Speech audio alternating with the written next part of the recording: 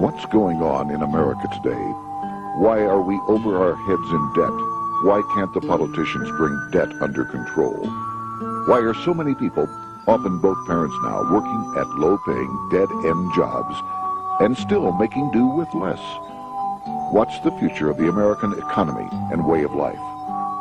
Why does the government tell us inflation is low when the buying power of our paychecks is declining at an alarming rate? Only a generation ago, bread was a quarter, and you could get a new car for $19.95. The problem is that since 1864, we've had a debt-based banking system. All our money is based on government debt.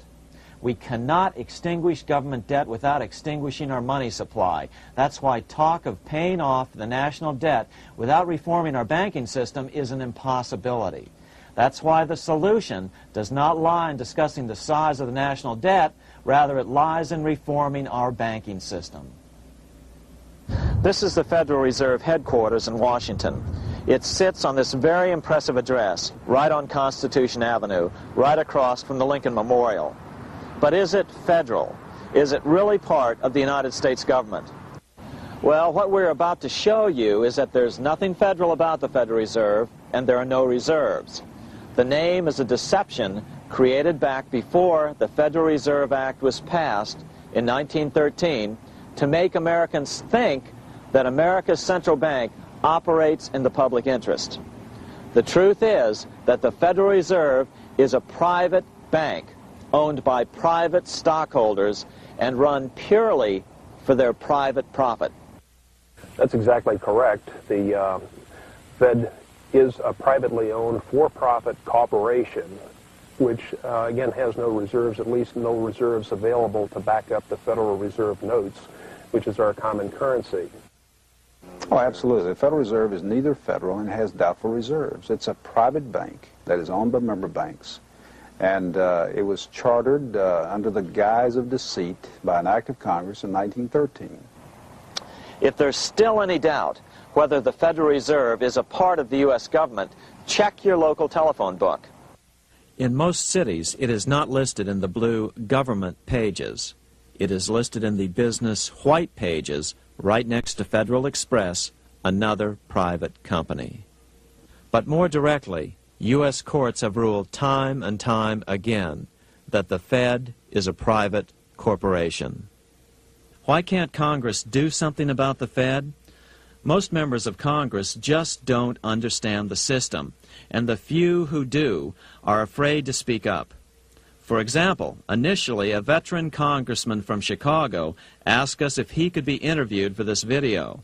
However, both times our camera crew arrived at his office to do the interview, this was all we were able to film. The congressman never appeared, and eventually decided he no longer wanted to participate. But a few others in Congress have been bolder over the years. Here are 3 quick examples. In 1923, Representative Charles A. Lindbergh, a Republican from Minnesota, and father of the famed aviator Lucky Lindy, put it this way: the financial system has been turned over to the Federal Reserve Board. That board administers the finance system by authority of a purely profiteering group. The system is private, conducted for the sole purpose of obtaining the greatest possible profits from the use of other people's money. One of the most outspoken critics in Congress of the Fed was the former chairman of the House Banking and Currency Committee during the Great Depression years. Lewis T. McFadden, Republican of Pennsylvania, said in 1932, "We have in this country one of the most corrupt institutions the world has ever known. I refer to the Federal Reserve Board. This evil institution has impoverished the people of the United States and has practically bankrupted our government. It has done this through the corrupt practices of the moneyed vultures who control it." Senator Barry Goldwater was a frequent critic of the Fed. Most Americans have no real understanding of the operation of the international moneylenders. The accounts of the Federal Reserve System have never been audited. It operates outside the control of Congress and manipulates the credit of the United States. The Federal Reserve really even though it is not part of the federal government, it is more powerful than the federal government. It's more powerful than the president, the Congress, and the courts. Now, a lot of people challenge me on that, but let me prove my case. The Federal Reserve determines what the average person's car payment is going to be, what their house payment is going to be, and whether they have a job or not. And I submit to you that that's total control. And the Federal Reserve is the largest single creditor of the United States government. What does Proverbs tell us? The borrower is servant to the lender. What one has to understand is that from the day the Constitution was adopted right up to today, the folks who profit from privately owned central banks, as Madison called them, the money changers, have fought a running battle for control over who gets to print America's money. Why is who prints the money so important? Think of money as just another commodity. If you have a monopoly on a commodity that everyone needs, everyone wants, and nobody has enough of, there are lots of ways to make a profit, and also exert tremendous political influence. That's what this battle is all about. Throughout the history of the United States, the money power has gone back and forth between Congress and some sort of privately owned central bank. The Founding Fathers knew the evils of a privately owned central bank. First of all, they had seen how the privately owned British central bank, the Bank of England, had run up the British national debt to such an extent that Parliament had been forced to place unfair taxes on the American colonies. In fact, as we'll see later, Ben Franklin claimed that this was the real cause of the American Revolution. Most of the Founding Fathers realized the potential dangers of banking and feared bankers' accumulation of wealth and power. Jefferson put it this way: I sincerely believe that banking institutions are more dangerous to our liberties than standing armies. The issuing power should be taken from the banks and restored to the people to whom it properly belongs. That succinct statement of Jefferson is, in fact, the solution to all our economic problems today. It bears repeating. The issuing power should be taken from the banks and restored to the people to whom it properly belongs. James Madison, the main author of the Constitution, agreed. Interestingly, he called those behind the central bank scheme money changers. Madison strongly criticized their actions. History records that the money changers have used every form of abuse, intrigue, deceit, and violent means possible to maintain their control over governments by controlling money and its issuance. The battle over who gets to issue our money has been the pivotal issue throughout the history of the United States. Wars are fought over it, depressions are caused to acquire it. Yet after World War I, this battle was rarely mentioned in newspapers or history books. Why? By World War I, the money changers, with their dominant wealth, had seized control of most of the nation's press. Throughout U.S. history, this battle over who gets the power to issue our money has raged. In fact, it's changed hands back and forth 8 times since 1764. Yet this fact has virtually vanished from public view for over 3 generations behind a smokescreen emitted by Fed cheerleaders in the media. Until we stop talking about deficits and government spending and start talking about who controls how much money we have, it's all just a big shell game, a complete and utter deception. It won't matter if you pass an ironclad amendment to the Constitution mandating a balanced budget. Our situation is only going to get worse until we root out the cause at its source. What's the solution for our national problem? First of all, education. That's what this video presentation is all about. But secondly, we must act.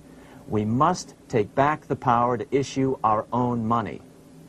Issuing our own money is not a radical solution. I want to stress that. It's the same solution used at different points in U.S. history by men like Benjamin Franklin, Thomas Jefferson, Andrew Jackson, Martin Van Buren, and Abraham Lincoln. So, to sum it up, in 1913, Congress gave an independent central bank, deceptively named the Federal Reserve, a monopoly over issuing America's money. And the debt generated by this quasi-private corporation is what is killing the American economy. Though the Federal Reserve is now the most powerful central bank in the world, it was not the first. So where did this idea come from? To really understand the magnitude of the problem, we have to travel back to Europe. Just who are these money changers James Madison spoke of? In the Bible, 2,000 years ago, Jesus drove the money changers from the temple. It was the only time Jesus used force during his ministry.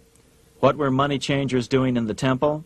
When Jews came to Jerusalem to pay their temple tax, they could only pay it with a special coin, the half shekel of the sanctuary. This was a half ounce of pure silver about this size.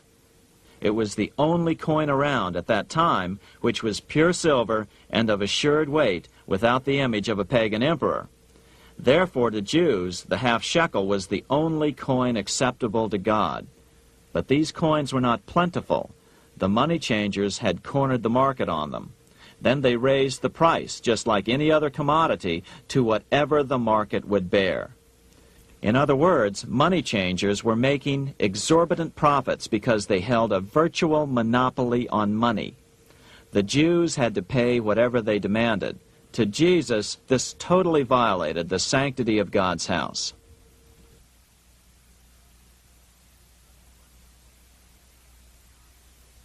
But the money-changing scam did not originate in Jesus' day. 200 years before Christ, Rome was having trouble with money changers. 2 early Roman emperors had tried to diminish the power of the money changers by reforming usury laws and limiting land ownership to 500 acres. They were both assassinated. In 48 BC, Julius Caesar took back the power to coin money from the money changers and minted coins for the benefit of all. With this new, plentiful supply of money, he built great public works projects. By making money plentiful, Caesar won the love of the common man. But the money changers hated him. Some believe this was an important factor in Caesar's assassination. One thing is for sure, with the death of Caesar came the demise of plentiful money in Rome. Taxes increased, as did corruption. Just as in the case of America today, usury and debased coin became the rule. Eventually, the Roman money supply was reduced by 90%. As a result, the common people lost their lands and their homes, just as is about to happen soon in America. With the demise of plentiful money, the masses lost confidence in the Roman government and refused to support it. Rome plunged into the gloom of the Dark Ages.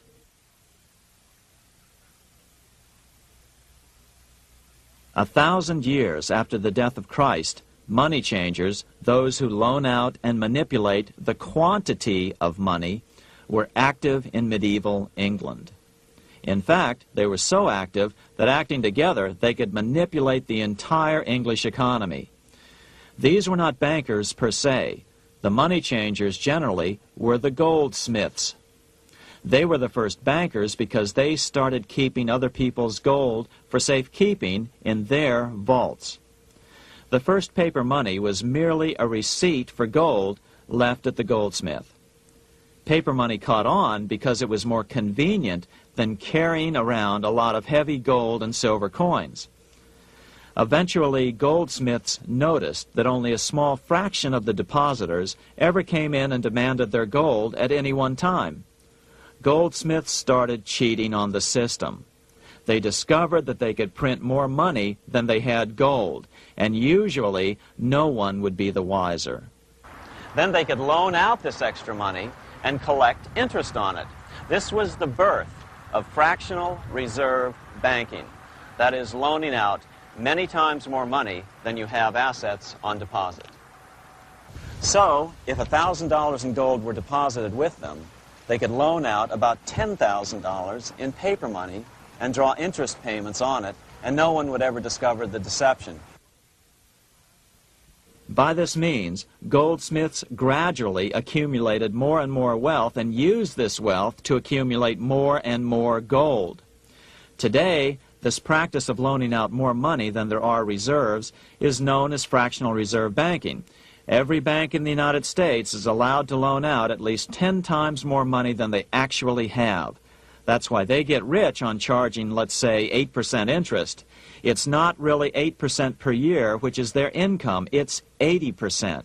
That's why bank buildings are always the largest in town. But does that mean that all interest or all banking should be illegal? Hardly. In the Middle Ages, canon law, the law of the Catholic Church, forbade charging interest on loans. This concept followed the teachings of Aristotle and St. Thomas Aquinas.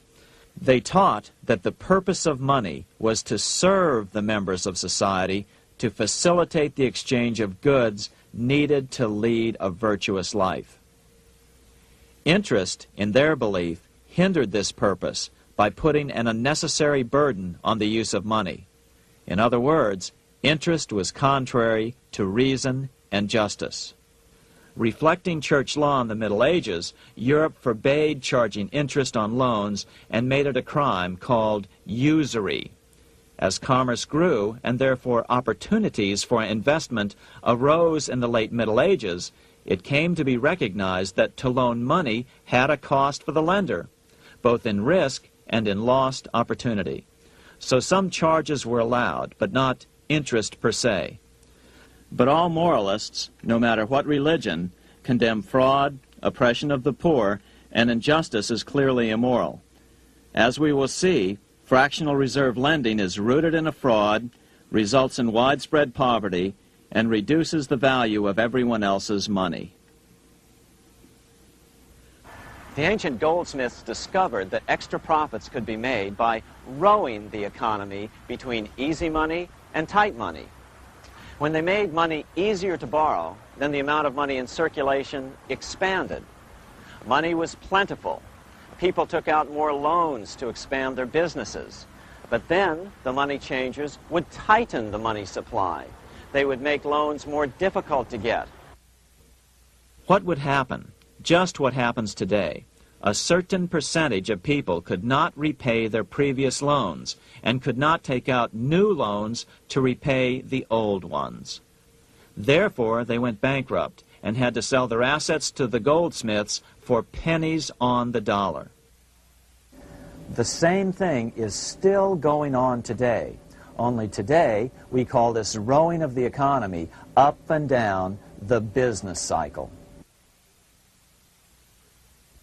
Like Julius Caesar, King Henry I of England finally resolved to take the money power away from the goldsmiths about 1100 AD. Henry could have used anything as money, seashells, feathers, or even yak dung, as is often done in remote Tibetan provinces. But he invented one of the most unusual money systems in history. It was called the tally stick system. Here I have one of the few surviving examples of this form of British money, which lasted 726 years until 1826, a tally stick.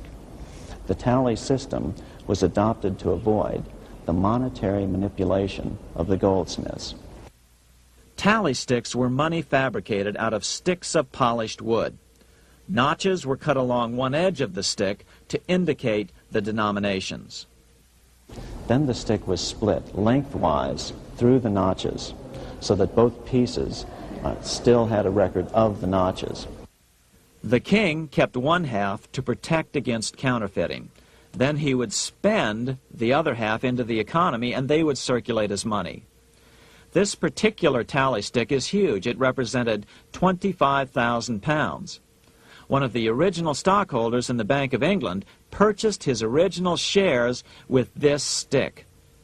In other words, he bought shares in the world's richest and most powerful corporation with a stick of wood. It's ironic that after its formation in 1694, the Bank of England attacked the tally stick system because it was money outside the power of the money changers, just as King Henry had wanted it to be. Why do people accept sticks of wood for money? That's a great question.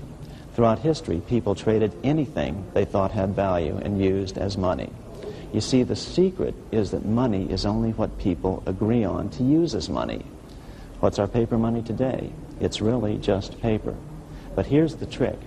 King Henry ordered that tally sticks had to be used to pay the king's taxes.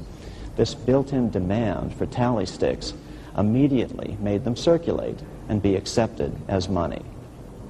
And they worked well.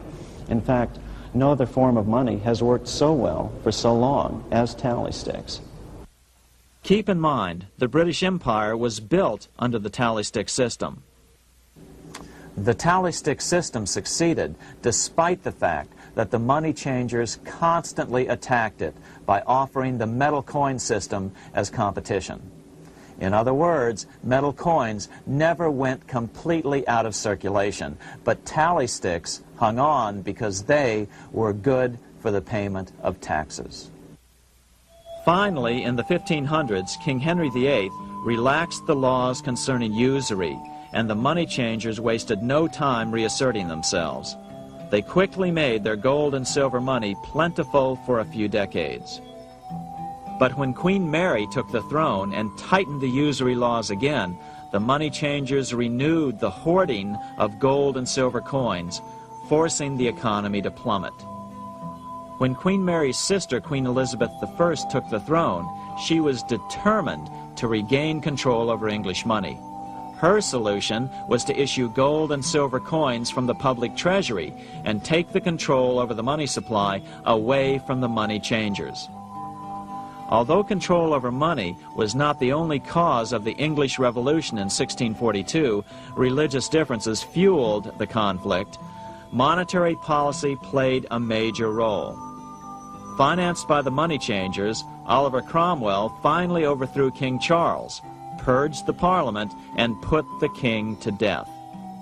The money changers were immediately allowed to consolidate their financial power. The result was that for the next 50 years, the money changers plunged Great Britain into a series of costly wars. They took over a square mile of property in the center of London, known as the City of London. This area today is still known as one of the 3 predominant financial centers of the world. Conflicts with the Stuart kings led the money changers in England to combine with those in the Netherlands to finance the invasion of William of Orange, who overthrew the Stuarts in 1688 and took the English throne.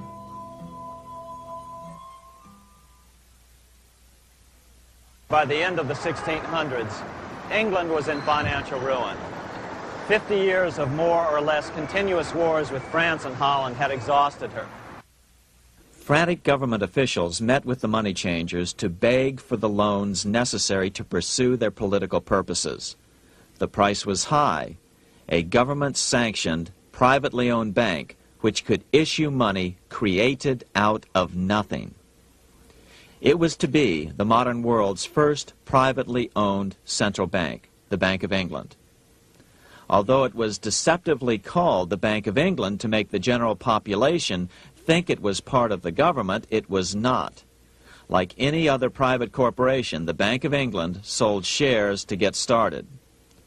The investors, whose names were never revealed, were supposed to put up £1.25 million British pounds in gold coin to buy their shares in the bank, but only £750,000 was ever received.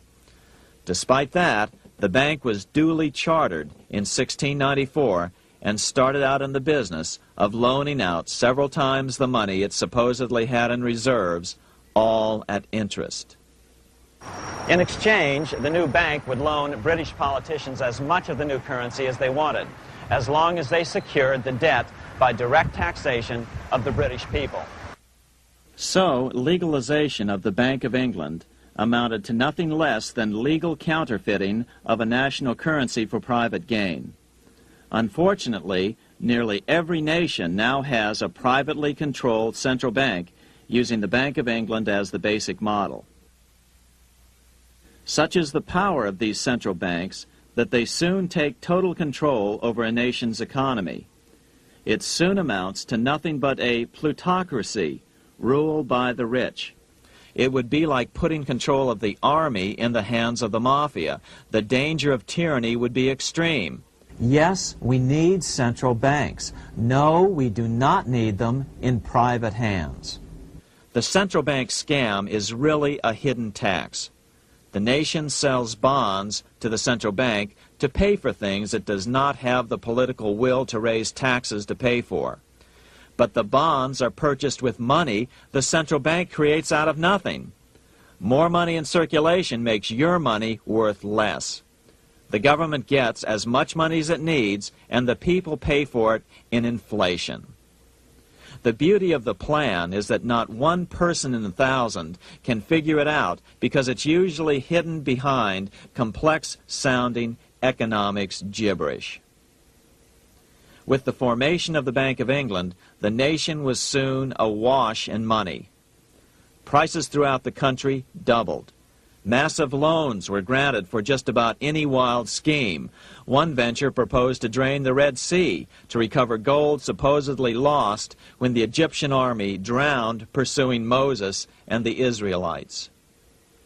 By 1698, government debt grew from the initial £1.25 million to £16 million. Naturally, taxes were increased and then increased again to pay for all of this. With the British money supply firmly in their grip, the British economy began a wild roller coaster series of booms and depressions, exactly the sort of thing a central bank claims it is determined to prevent. There are two things which I think are intrinsic not just to the Bank of England but to central banking generally. The first is an involvement in the formulation of monetary policy with the specific objective of achieving monetary stability. However, since the Bank of England took control, the British pound has rarely been stable. Now let's take a look at the role of the Rothschild family, the family said to be the wealthiest in the world.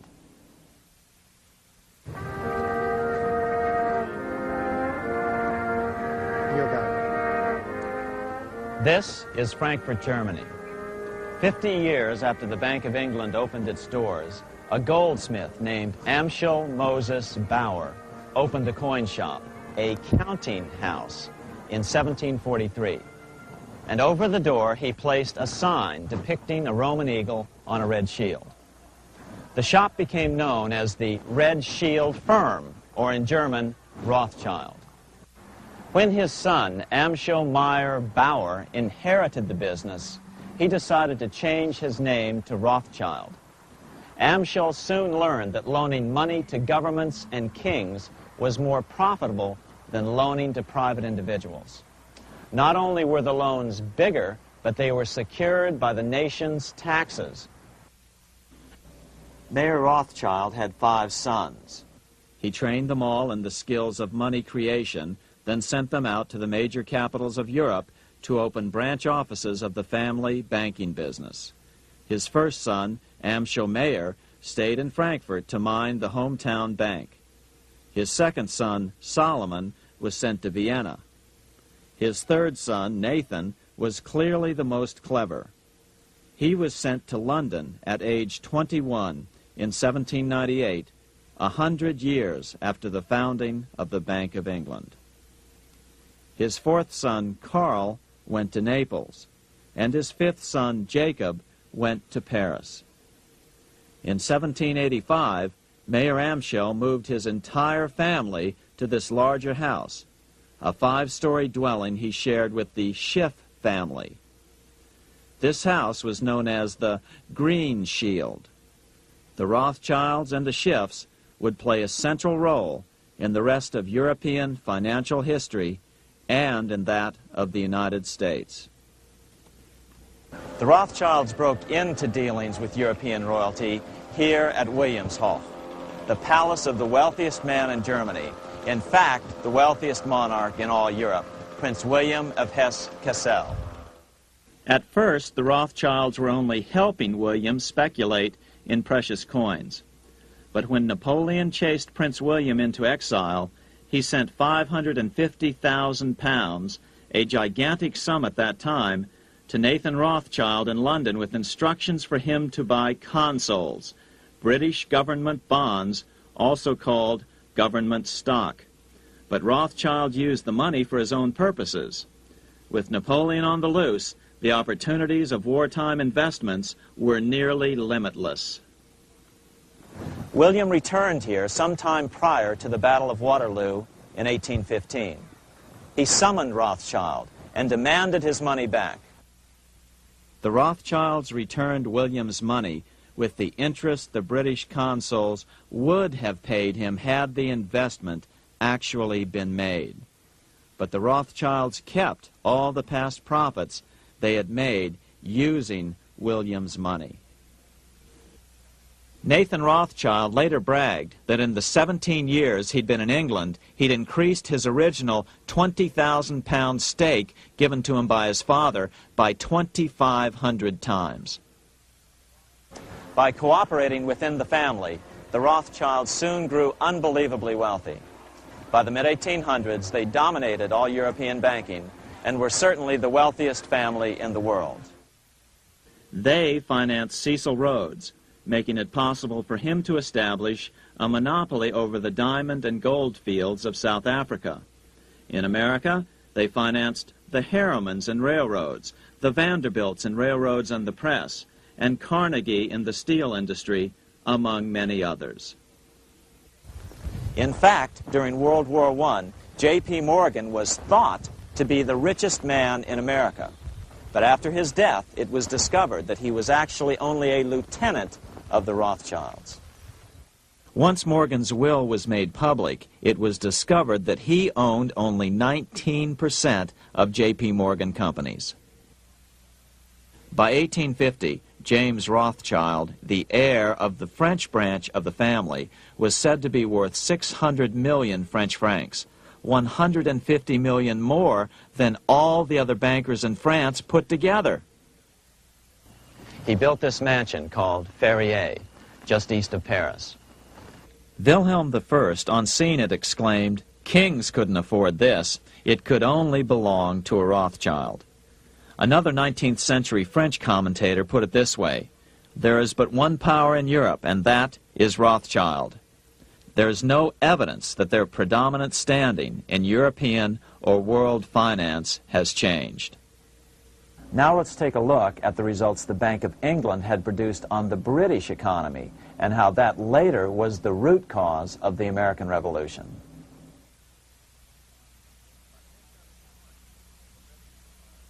By the mid-1700s, the British Empire was nearing its height of power around the world. But Britain had fought 4 costly wars in Europe since the creation of their privately owned central bank, the Bank of England. The cost had been high. To finance these wars, the British Parliament here had borrowed heavily from the bank. By the mid-1700s, the government's debt here in Britain was £140 million, a staggering sum for those days. Consequently, the British government embarked on a program of trying to raise revenues from their American colonies in order to make their interest payments to the bank. But in America, it was a different story. The scourge of a privately owned central bank had not yet hit. This is Independence Hall in Philadelphia, where the Declaration of Independence and Constitution were signed. In the mid-1700s, pre-revolutionary America was still relatively poor. There was a severe shortage of precious metal coins to trade for goods, so the early colonists were forced to experiment with printing their own homegrown paper money. Some of these experiments were successful. Franklin was a big supporter of the colonies printing their own paper money. In 1757, Franklin was sent to London. He ended up staying for the next 18 years here, nearly until the start of the American Revolution. During this period, the American colonies began to issue their own money. Called colonial scrip, the endeavor was very successful. It provided a reliable medium of exchange, and it also helped to provide a feeling of unity between the colonies. Remember, colonial scrip was just paper money, debt-free money, printed in the public interest, and not backed by gold or silver coin. In other words, it was a totally fiat currency. One day, officials of the Bank of England asked Franklin how he would account for the newfound prosperity of the colonies. Without hesitation, he replied, "That is simple. In the colonies, we issue our own money. It is called colonial scrip. We issue it in proper proportion to the demands of trade and industry to make the products pass easily from the producers to the consumers. In this manner, creating for ourselves our own paper money, we control its purchasing power, and we have no interest to pay to no one." This was just common sense to Franklin, but you can imagine the impact it had on the Bank of England. America had learned the secret of money, and that genie had to be returned to its bottle as soon as possible.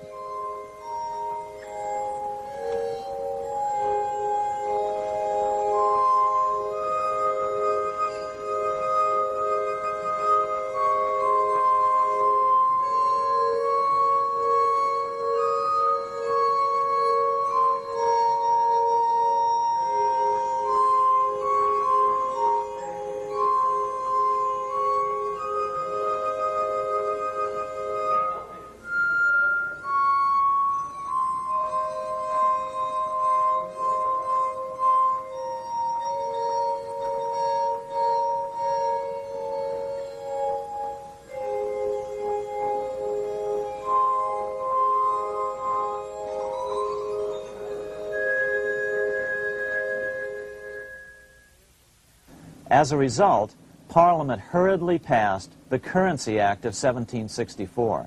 This prohibited colonial officials from issuing their own money and ordered them to pay all future taxes in gold or silver coins. In other words, it forced the colonies on a gold or silver standard. For those who still believe that a gold standard is the answer for America's current monetary problems, look what happened to America after that.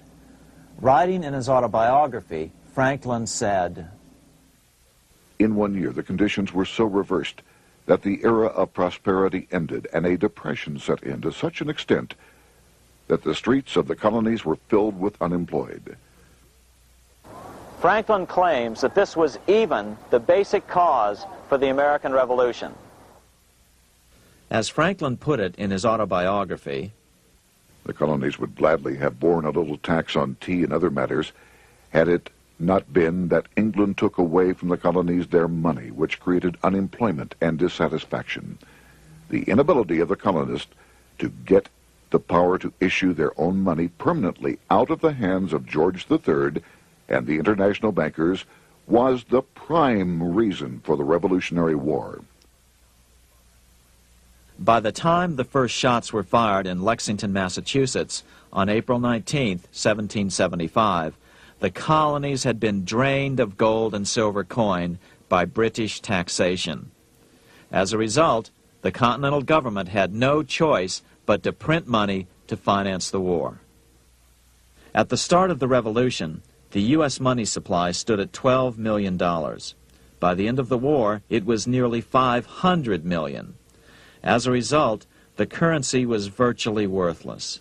Shoes sold for $5,000 a pair.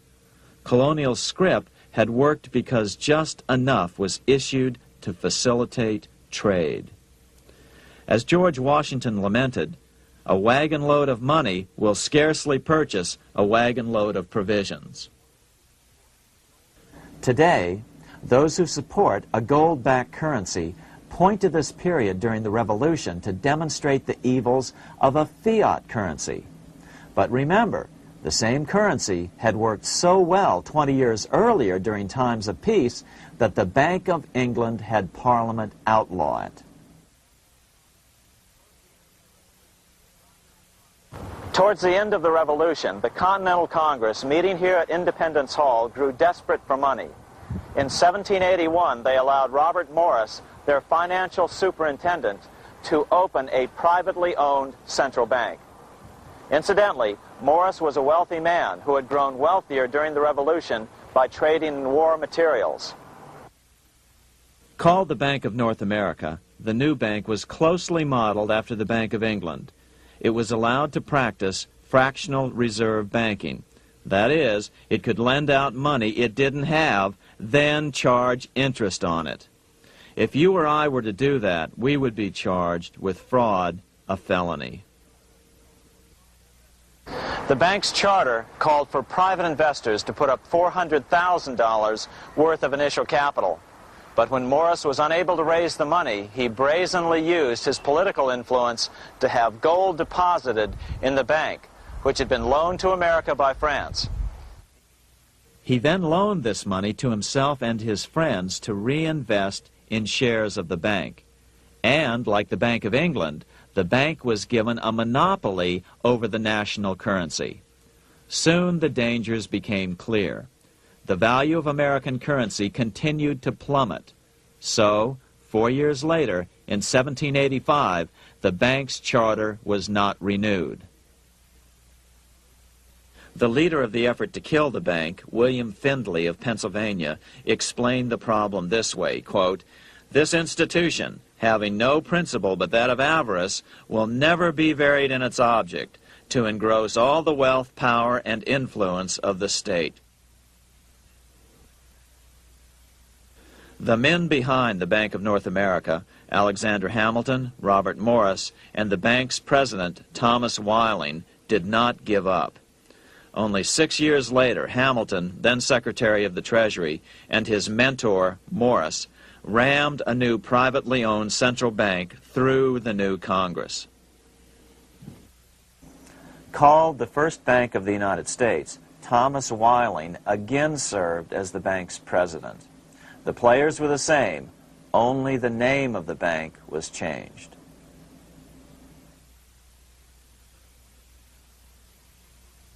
In 1787, colonial leaders assembled in Philadelphia to replace the ailing Articles of Confederation. As we saw earlier, both Thomas Jefferson and James Madison were unalterably opposed to a privately owned central bank. They had seen the problems caused by the Bank of England. They wanted nothing of it. As Jefferson later put it, If the American people ever allow private banks to control the issue of their currency, first by inflation, then by deflation, the banks and the corporations which grow up around them will deprive the people of all property until their children wake up homeless on the continent their fathers conquered. during the debate over the future monetary system, another one of the founding fathers, Gouverneur Morris, castigated the motivations of the owners of the Bank of North America. Gouverneur Morris headed the committee that wrote the final draft of the Constitution. Morris knew the motivations of the bank well. Along with his old boss, Robert Morris, Gouverneur Morris and Alexander Hamilton were the ones who had presented the original plan for the Bank of North America to the Continental Congress in the last year of the Revolution. In a letter he wrote to James Madison on July 2nd, 1787, Gouverneur Morris revealed what was really going on. The rich will strive to establish their dominion and enslave the rest. They always did. They always will. They will have the same effect here as elsewhere if we do not, by the power of government, keep them in their proper spheres. Despite the defection of Gouverneur Morris from the ranks of the bank, Hamilton, Robert Morris, Thomas Whiling, and their European backers were not about to give up.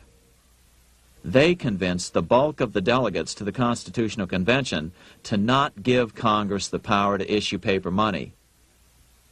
Most of the delegates were still reeling from the wild inflation of the paper currency during the Revolution. They had forgotten how well colonial scrip had worked before the war. But the Bank of England had not.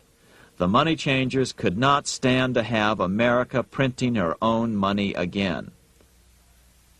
So the Constitution is silent on the matter. This grievous defect left the door wide open for the money changers, just as they had planned.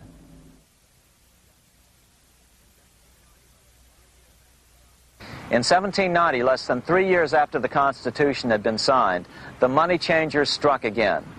The newly appointed first Secretary of the Treasury, Alexander Hamilton, proposed a bill to the Congress calling for a new, privately owned central bank.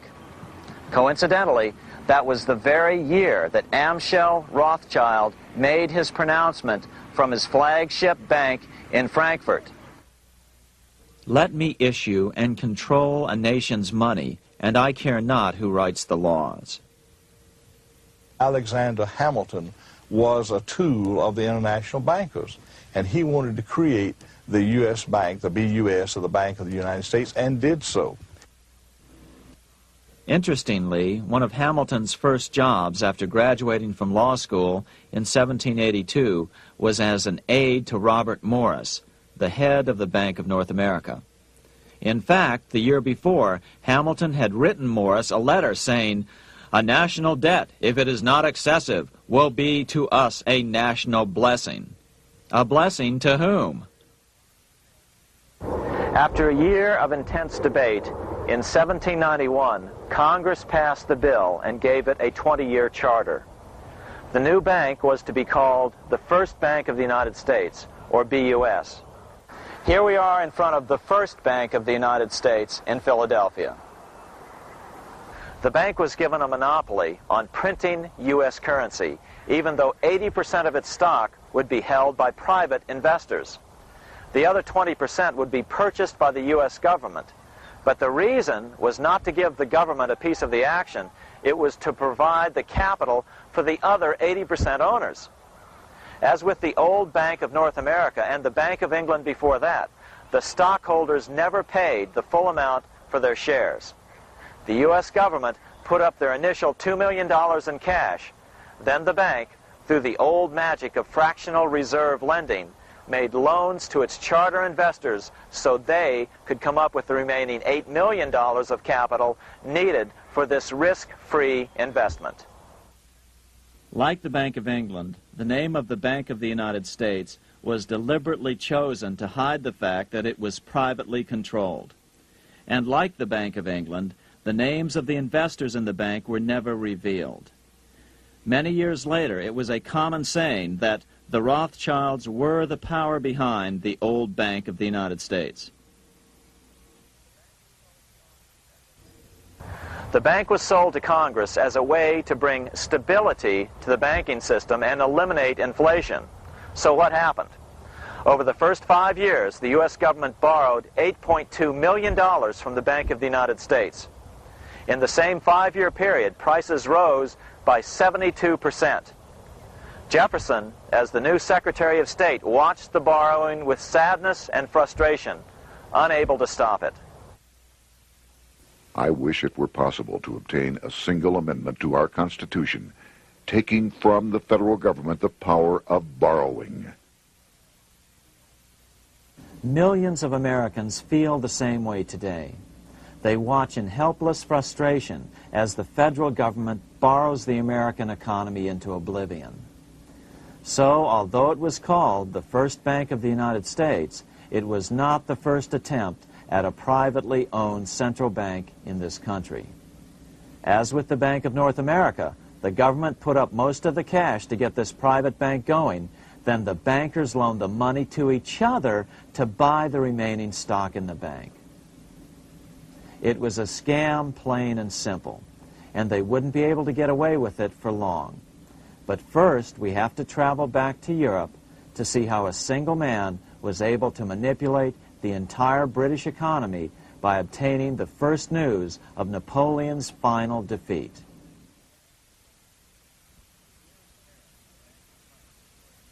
Here in Paris, the Bank of France was organized in 1800, just like the Bank of England.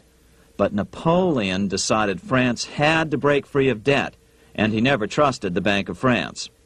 He declared that when a government is dependent upon bankers for money, the bankers, not the leaders of the government, are in control. The hand that gives is above the hand that takes. Money has no motherland. Financiers are without patriotism and without decency. Their sole object is gain. Back in America, unexpected help was about to arrive. In 1800, Thomas Jefferson narrowly defeated John Adams to become the third president of the United States. By 1803, Jefferson and Napoleon had struck a deal. The U.S. would give Napoleon $3 million in gold in exchange for a huge chunk of territory west of the Mississippi River, the Louisiana Purchase. With that $3 million, Napoleon quickly forged an army and set off across Europe, conquering everything in his path. But the Bank of England quickly rose to oppose him. They financed every nation in his path, reaping the enormous profits of war. Prussia, Austria, and finally Russia all went heavily into debt in a futile attempt to stop Napoleon. 4 years later, with the main French army in Russia, 30-year-old Nathan Rothschild, the head of the London office of the Rothschild family, personally took charge of a bold plan to smuggle a much-needed shipment of gold right through France to finance an attack by the Duke of Wellington from Spain. Nathan later bragged at a dinner party in London that it was the best business he'd ever done. Little did he know that he would do much better business in the near future. Wellington's attacks from the south and other defeats eventually forced Napoleon to abdicate, and Louis XVIII was crowned king. Napoleon was exiled to Elba, a tiny island off the coast of Italy, supposedly exiled from France forever.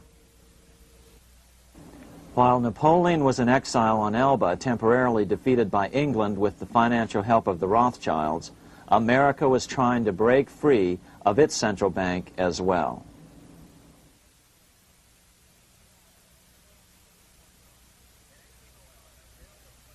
In 1811, a bill was put before Congress to renew the charter of the Bank of the United States.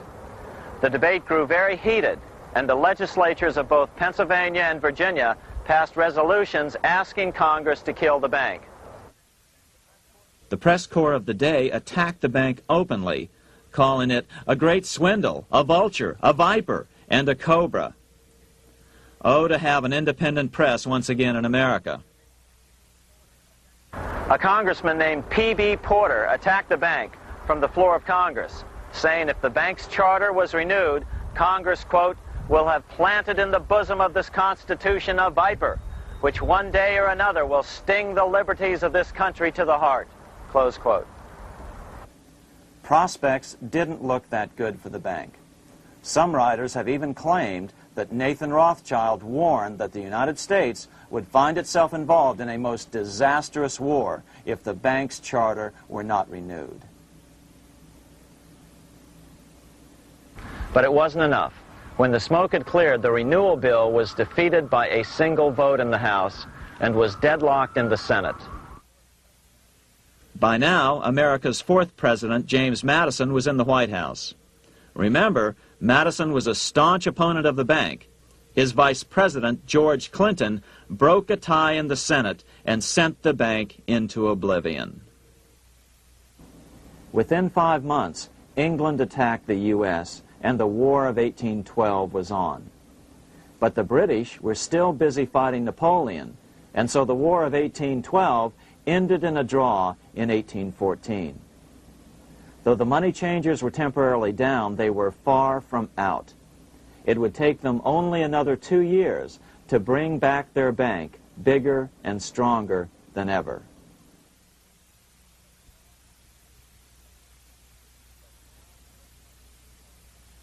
But now let's return to Napoleon, because nothing else in history more aptly demonstrates the ingenuity of the Rothschild family than their control of the British stock market after Waterloo.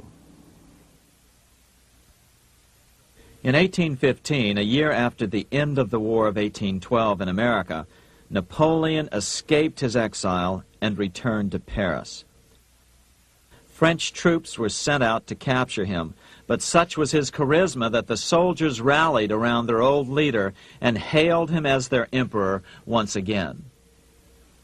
In March of 1815, Napoleon equipped an army which Britain's Duke of Wellington defeated less than 90 days later at Waterloo. Some writers claim Napoleon borrowed £5 million from the Bank of England to rearm.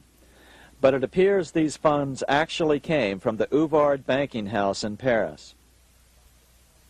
Nevertheless, from about this point on, it was not unusual for privately controlled central banks to finance both sides in a war. Why would a central bank finance opposing sides in a war? Because war is the biggest debt generator of them all. A nation will borrow any amount for victory. The ultimate loser is loaned just enough to hold out the vain hope of victory, and the ultimate winner is given enough to win. Besides, such loans are usually conditioned upon the guarantee that the victor will honor the debts of the vanquished.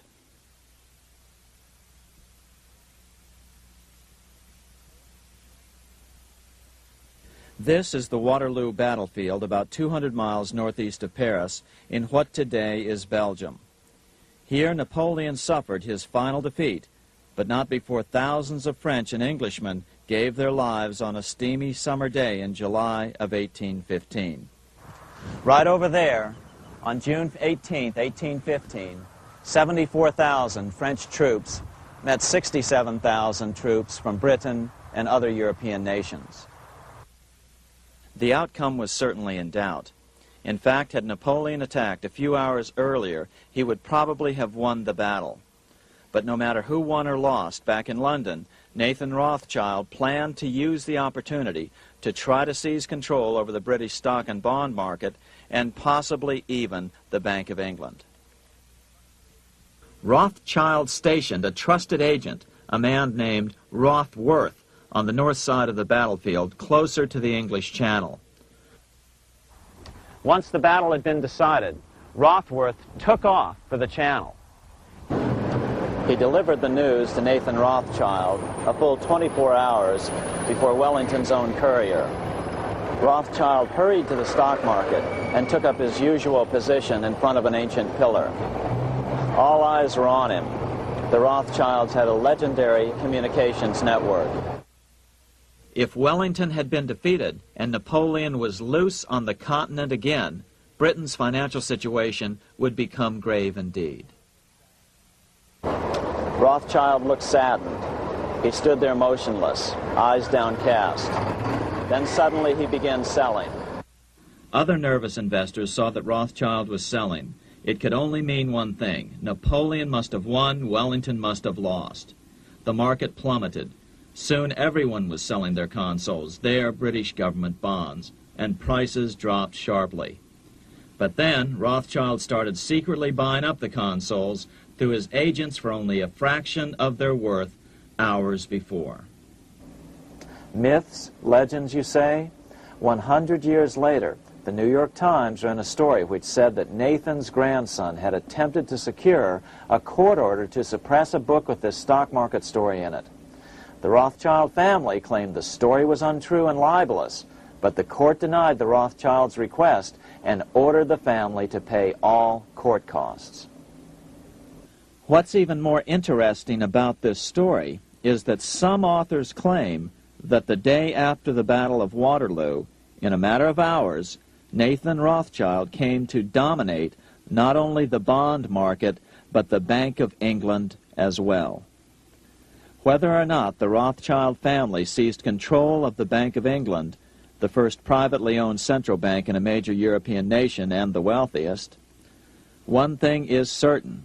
By the mid-1800s, the Rothschilds were the richest family in the world, bar none. They dominated the new government bond markets and branched into other banks and industrial concerns. In fact, the rest of the 19th century was known as the Age of the Rothschilds. Despite this overwhelming wealth, the family has generally cultivated an aura of invisibility. Although the family controls scores of industrial, commercial, mining, and tourist corporations, only a handful bear the Rothschild name. By the end of the 19th century, one expert estimated that the Rothschild family controlled half the wealth of the world. Whatever the extent of their vast wealth, it is reasonable to assume that their percentage of the world's wealth has increased since then. But since the turn of the century, the Rothschilds have cultivated the notion that their power has somehow waned even as their wealth increases.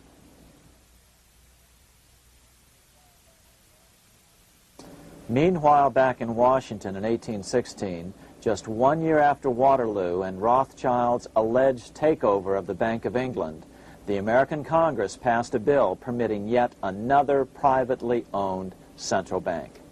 This bank was called the Second Bank of the United States. The new bank's charter was a copy of the previous banks. The U.S. government would own 20% of the shares of the bank. Of course, the federal share was paid by the Treasury up front into the bank's coffers. Then, through the magic of fractional reserve lending, it was transformed into loans to private investors who then bought the remaining 80% of the shares. Just as before, the primary stockholders remained a secret. But it is known that the largest block of shares, about 1/3 of the total, were sold to foreigners. As one observer put it, it is certainly no exaggeration to say that the Second Bank of the United States was rooted as deeply in Britain as it was in America. So, by 1816, some authors claim the Rothschilds had taken control over the Bank of England and backed a new, privately owned central bank in America as well.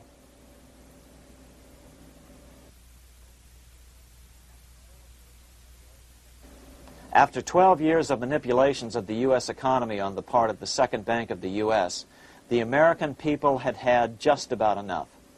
Opponents of the bank nominated a dignified senator from Tennessee, Andrew Jackson, the hero of the Battle of New Orleans, to run for president. This is his home, the Hermitage.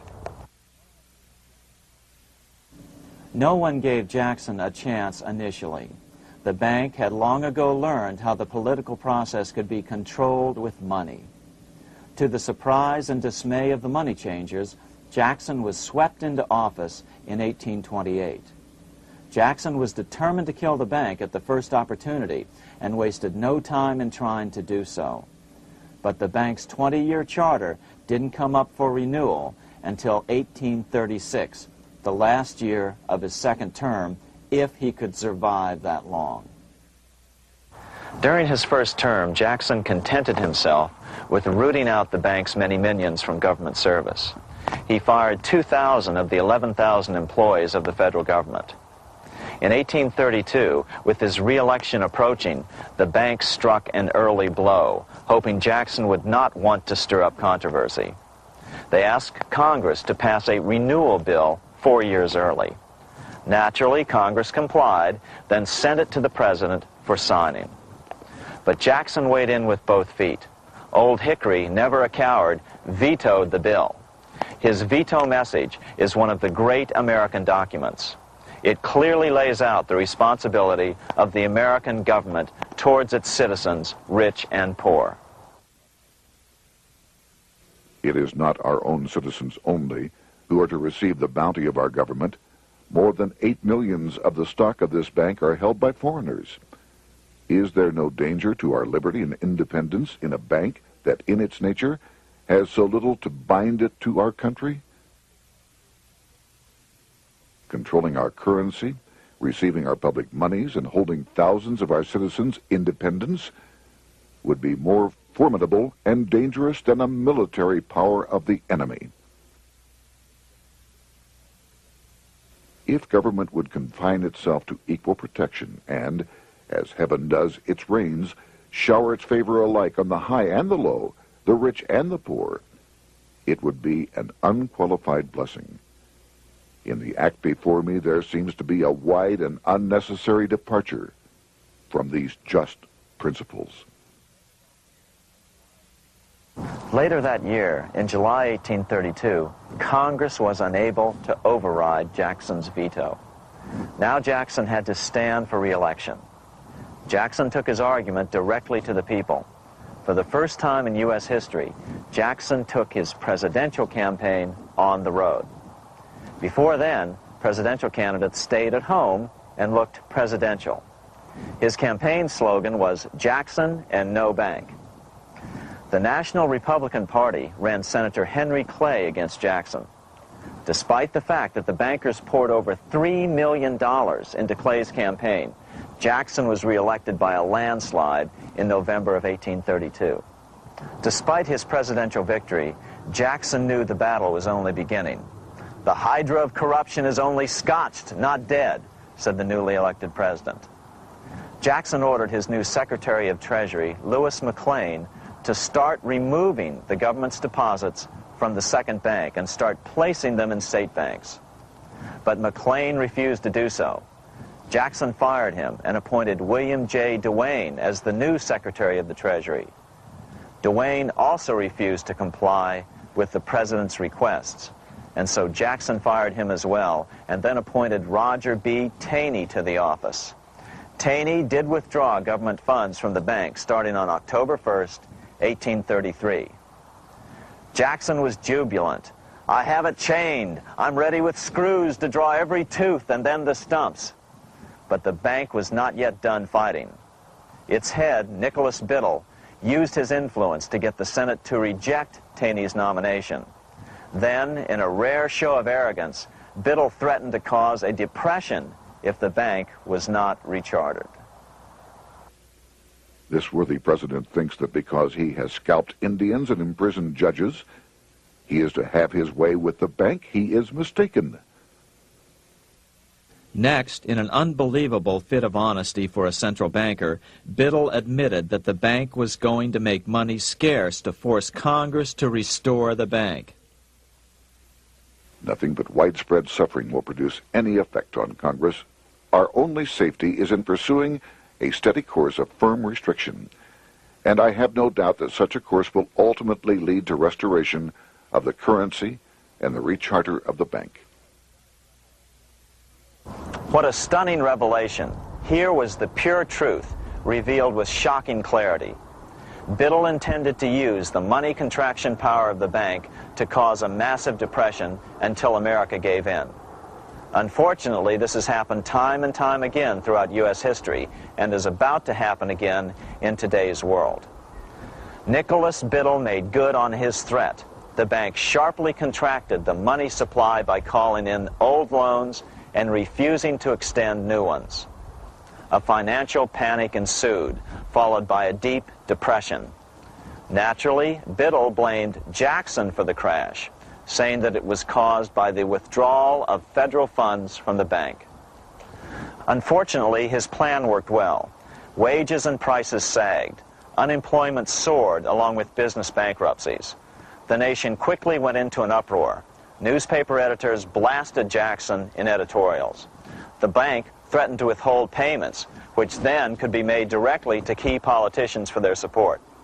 Within only months, Congress assembled in what was called the panic session. 6 months after he had withdrawn funds from the bank, Jackson was officially censured by a resolution which passed the Senate by a vote of 26 to 20. It was the first time a president had ever been censured by Congress. Jackson lashed out at the bank. "You are a den of vipers. I intend to rout you out, and by eternal God, I will rout you out." America's fate teetered on a knife edge.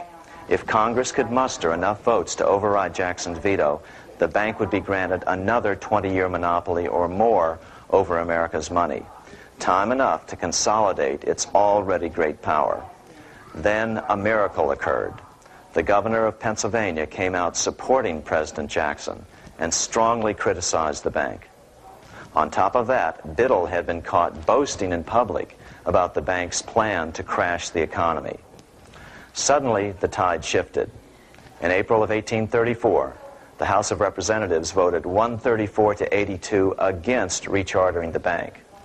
This was followed up by an even more lopsided vote to establish a special committee to investigate whether the bank had caused the crash. When the investigating committee arrived at the bank's door in Philadelphia, armed with a subpoena to examine the books, Biddle refused to give them up.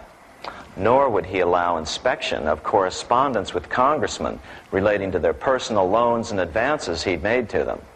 He also refused to testify before the committee back in Washington. On January 8, 1835, Jackson paid off the final installment on the national debt, which had been necessitated by allowing the banks to issue currency for government bonds rather than simply issuing treasury notes without such debt. He was the only president to ever pay off the debt. A few weeks later, on January 30th, 1835, an assassin by the name of Richard Lawrence tried to shoot President Jackson, but by the grace of God, both pistols misfired. Lawrence was later found not guilty by reason of insanity.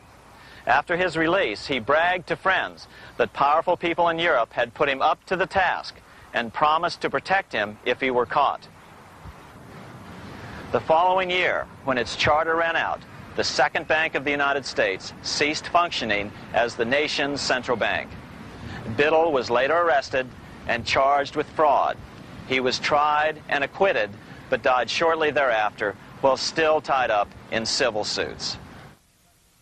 After his second term as president, Jackson retired here to the Hermitage outside of Nashville to live out his life. He is still remembered here for his determination to kill the bank. In fact, he killed it so well that it took the money changers 77 years to undo the damage. When asked what his most important accomplishment had been, Jackson replied, "I killed the bank." Unfortunately, even Jackson failed to grasp the entire picture and its root cause. Although Jackson had killed the central bank, the most insidious weapon of the money changers, fractional reserve banking, remained in use by the numerous state-chartered banks. This fueled economic instability in the years before the Civil War. Still, the central bankers were out, and as a result, America thrived as it expanded westward. During this time, the principal money changers struggled to regain their lost centralized power, but to no avail. Then, finally, they reverted to the old central bankers' formula: war to create debt and dependency. If they couldn't get their central bank any other way, America could be brought to its knees by plunging it into a civil war, just as they had done in 1812 after the first Bank of the United States was not rechartered. 1 month after the inauguration of Abraham Lincoln, the first shots of the American Civil War were fired here at Fort Sumter, South Carolina, on April 12, 1861. Certainly slavery was a cause for the Civil War, but not the primary cause. Lincoln knew that the economy of the South depended upon slavery, and so before the Civil War, he had no intention of eliminating it. Lincoln had put it this way in his inaugural address only 1 month earlier. I have no purpose, directly or indirectly, to interfere with the institution of slavery in the states where it now exists. I believe I have no lawful right to do so, and I have no inclination to do so. Even after the first shots were fired here at Fort Sumter, Lincoln continued to insist that the Civil War was not about the issue of slavery. My paramount objective is to save the Union, and it is not either to save or destroy slavery. If I could save the Union without freeing any slave, I would do it. So what was the Civil War all about? There were many factors at play. Northern industrialists had used protective tariffs to prevent the southern states from buying cheaper European goods. Europe retaliated by stopping cotton imports from the South. The southern states were in a double financial bind. They were forced to pay more for most of the necessities of life, while their income from cotton exports plummeted. The South was angry. But there were other factors at work. The money changers were still stung by America's withdrawal from their control 25 years earlier. Since then, America's wildcat economy had made the nation rich, a bad example for the rest of the world. The central bankers now saw an opportunity to split the rich new nation, to divide and conquer by war. Was this just some sort of wild conspiracy theory at the time? Well, let's take a look at what a well-placed observer of the scene had to say at the time. His name was Otto von Bismarck, Chancellor of Germany, the man who united the German states a few years later. The division of the United States into federations of equal force was decided long before the Civil War by the high financial powers of Europe. These bankers were afraid that the United States, if they remained as one bloc and as one nation, would attain economic and financial independence which would upset their financial domination over the world. Within months after the first shots here at Fort Sumter, the central bankers loaned Napoleon III of France, the nephew of the Waterloo Napoleon, 210 million francs to seize Mexico and station troops along the southern border of the U.S., taking advantage of their war to violate the Monroe Doctrine and return Mexico to colonial rule. No matter what the outcome of the Civil War, a weakened America, heavily indebted to the money changers, would open up Central and South America once again to European colonization and domination. The very thing America's Monroe Doctrine had forbade in 1823. At the same time, Great Britain moved 11,000 troops into Canada and positioned them menacingly along America's northern border. The British fleet went to war alert should their quick intervention be called for. Lincoln knew he was in a double bind. That's why he agonized over the fate of the Union. There was a lot more to it than just differences between the North and the South. That's why his emphasis was always on union and not merely the defeat of the South. But Lincoln needed money to win. In 1861, Lincoln and his Secretary of Treasury, Salmon P. Chase, went to New York to apply for the necessary loans. The money changers, anxious to see the Union fail, offered loans at 24 to 36% interest. Lincoln said thanks, but no thanks, and returned to Washington. Lincoln sent for an old friend, Colonel Dick Taylor of Chicago, and put him on the problem of financing the war. During one meeting, Lincoln asked Taylor what he'd discovered. Taylor put it this way. Why, Lincoln, that is easy. Just get Congress to pass a bill authorizing the printing of full legal tender Treasury notes, and pay your soldiers with them, and go ahead and win your war with them also. When Lincoln asked if the people of the United States would accept the notes, Taylor said, "The people, or anyone else, will not have any choice in the matter if you make them full legal tender. They will have the full sanction of the government and be just as good as any money, as Congress is given that express right by the Constitution." So that's exactly what Lincoln did. In 1862-63, he printed up $450 million worth of the new bills. In order to distinguish them from other banknotes in circulation, he printed them in green ink on the back side.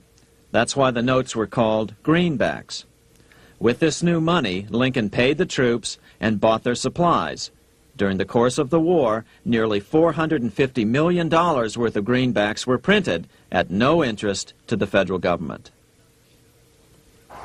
Lincoln understood who was really pulling the strings and what was at stake for the American people. This is how he explained his rationale. The government should create, issue, and circulate all the currency and credit needed to satisfy the spending power of the government and the buying power of consumers. The privilege of creating and issuing money is not only the supreme prerogative of government, but it is the government's greatest creative opportunity. By the adoption of these principles, the taxpayers will be saved immense sums of interest. Money will cease to be master and become the servant of humanity. A truly incredible editorial in the London Times explained the central bankers' attitude towards Lincoln's greenbacks. If this mischievous financial policy, which has its origins in North America, shall become indurated down to a fixture, then That government will furnish its own money without cost. It will pay off debts and be without debt. It will have all the money necessary to carry on its commerce. It will become prosperous without precedent in the history of the world. The brains and wealth of all countries will go to North America. That country must be destroyed, or it will destroy every monarchy on the globe. The scheme was effective, so effective that the next year, 1863, with Federal and Confederate troops beginning to mass for the decisive battle of the Civil War, and the Treasury in need of further congressional authority to issue more greenbacks, Lincoln allowed the bankers to push through the National Bank Act. These new national banks would operate under a virtual tax-free status and collectively had the exclusive monopoly power to create the new form of money, banknotes. Though greenbacks continued to circulate, their numbers were not increased. But most importantly, from this point on, the entire U.S. money supply would be created out of debt by bankers buying U.S. government bonds and issuing them for reserves for banknotes. As historian John Kenneth Galbraith explained it, in numerous years following the war, the federal government ran a heavy surplus. It could not, however, pay off its debt, retire its securities, because to do so meant there would be no bonds to back the national banknotes. To pay off the debt was to destroy the money supply. Later in 1863, Lincoln got some unexpected help from Tsar Alexander II of Russia. The Tsar, like Bismarck in Germany, knew what the international money changers were up to and had steadfastly refused to let them set up a central bank in Russia. If America survived and was able to remain out of their clutches, the Tsar's position would remain secure. If the bankers were successful at dividing America and giving the pieces back to Great Britain and France, both nations under control of their central banks, eventually they would threaten Russia again.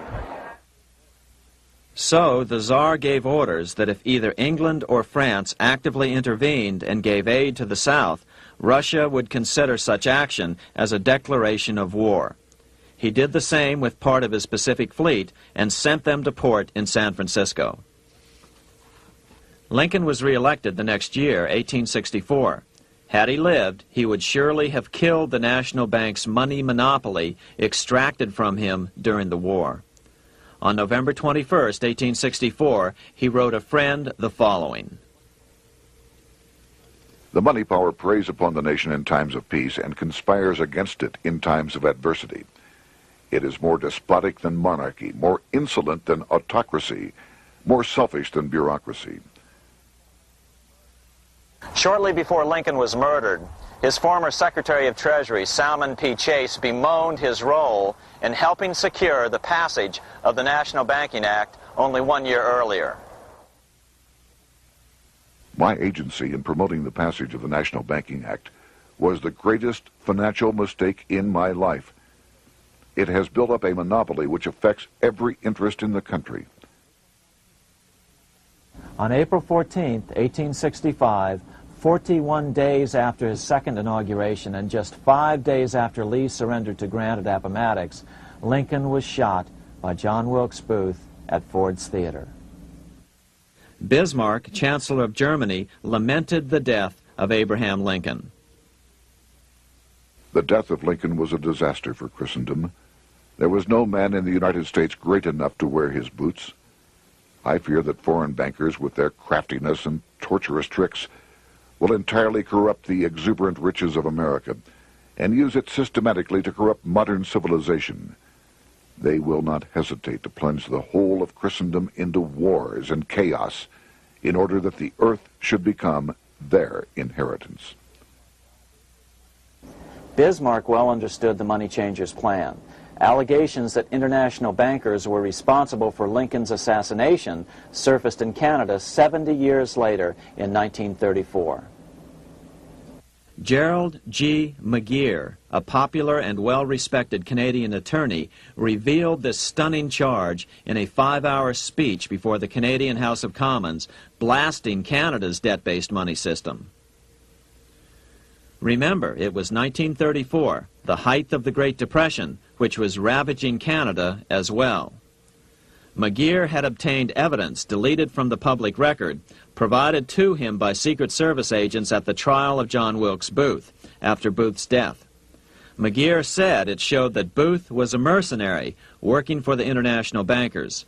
According to an article in the Vancouver Sun of May 2nd, 1934, Abraham Lincoln, the martyred emancipator of the slaves, was assassinated through the machinations of a group representative of the international bankers who feared the United States president's national credit ambitions.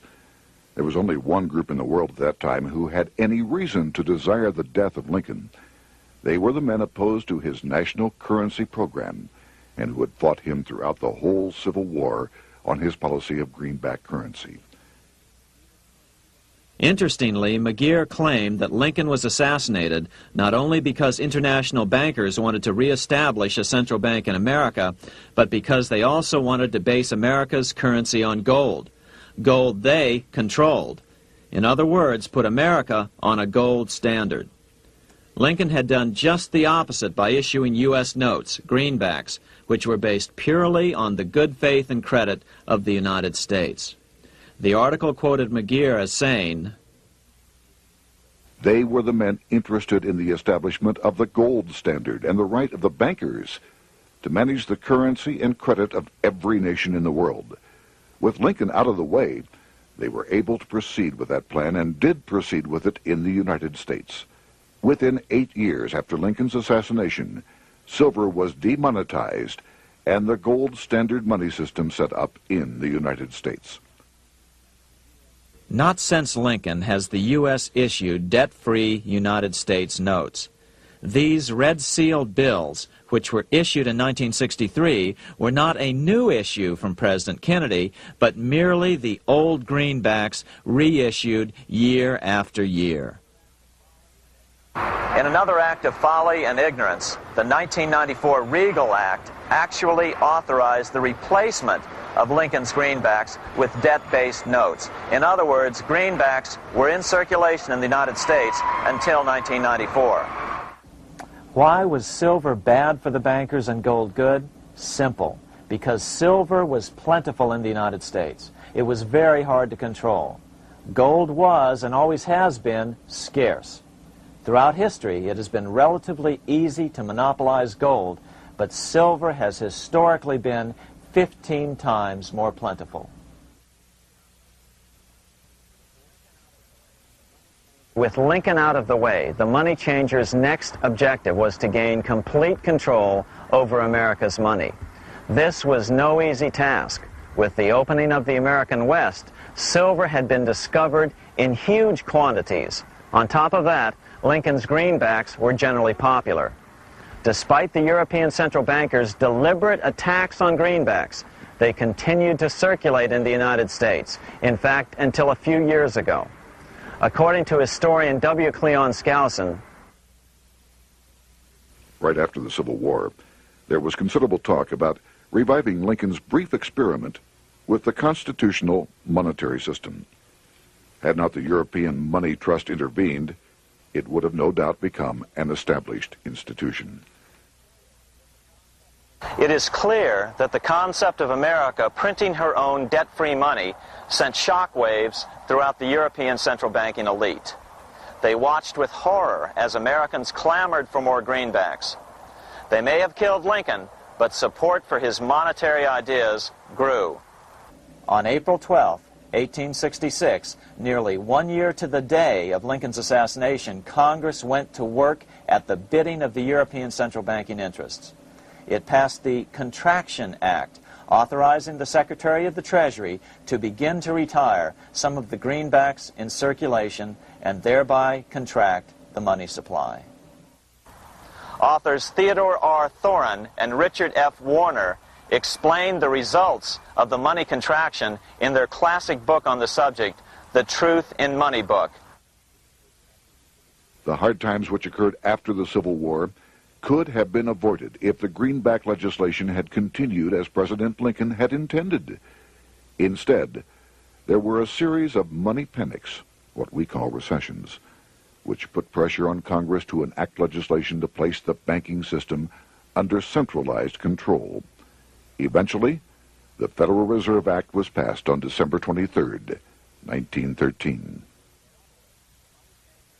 In other words, the money changers wanted two things: the reinstitution of a central bank under their exclusive control, and two, an American currency backed by gold. Their strategy was twofold. First of all, cause a series of panics to try to convince the American people that only centralized control of the money supply could provide economic stability. And secondly, remove so much money from the system that most Americans would be so desperately poor that they either wouldn't care or would be too weak to oppose the bankers. In 1866, there was $1.8 billion in currency in circulation in the United States, about $50.46 per capita. In 1867 alone, $500 million, $500 million, was removed from the U.S. money supply. 10 years later, in 1876, America's money supply was reduced to only $600 million. In other words, 2/3 of America's money had been called in by the bankers. Only $14.60 per capita remained in circulation. 10 years later, the money supply had been reduced to only $400 million, even though the population had boomed. The result was that only $6.67 per capita remained in circulation, a 760% loss in buying power over 20 years. Today, economists try to sell the idea that recessions and depressions are a natural part of something they call the business cycle. The truth is, our money supply is manipulated now just as it was before and after the Civil War. How did this happen? How did money become so scarce? Simple. Bank loans were called in and no new ones were given. In addition, silver coins were melted down.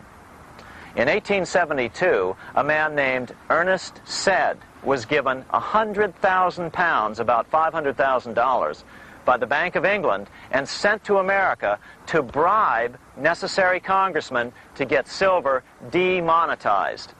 He was told that if that was not sufficient, to draw an additional 100,000 pounds or as much more as was necessary. The next year, Congress passed the Coinage Act of 1873, and the minting of silver dollars abruptly stopped. In fact, Representative Samuel Hooper, who introduced the bill in the House, acknowledged that Mr. Sed actually drafted the legislation. But it gets even worse than that. In 1874, Sed himself admitted who was behind the scheme. I went to America in the winter of 1872-73, authorized to secure, if I could, the passage of a bill demonetizing silver. It was in the interest of those I represented, the governors of the Bank of England, to have it done. By 1873, gold coins were the only form of coin money. But the contest over control of America's money was not yet over. Only 3 years later, in 1876, with 1/3 of America's workforce unemployed, the population was growing restless.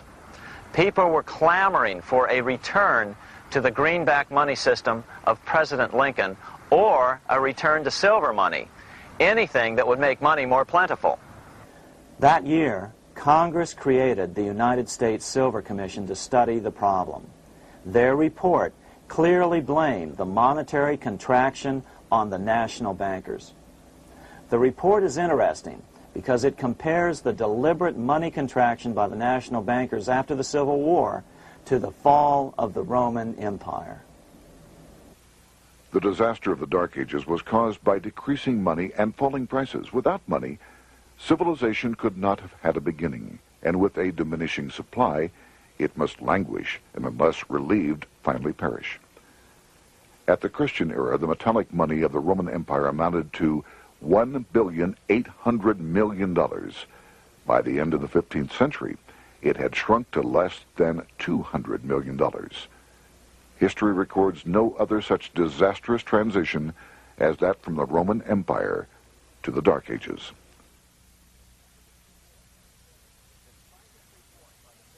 Despite this report by the Silver Commission, Congress took no action. The next year, 1877, riots broke out from Pittsburgh to Chicago. The torches of starving vandals lit up the sky. The bankers huddled to decide what to do. They decided to hang on. Now that they were back in control to a certain extent, they were not about to give it up. At the meeting of the American Bankers Association that year, they urged their membership to do everything in their power to put down the notion of a return to greenbacks. The ABA Secretary, James Buell, authored a letter to the members which blatantly called on the banks to subvert not only Congress, but the press. It is advisable to do all in your power to sustain such prominent daily and weekly newspapers, especially the agricultural and religious press, as will oppose the greenback issue of paper money, and that you will also withhold patronage from all applicants who are not willing to oppose the government issue of money.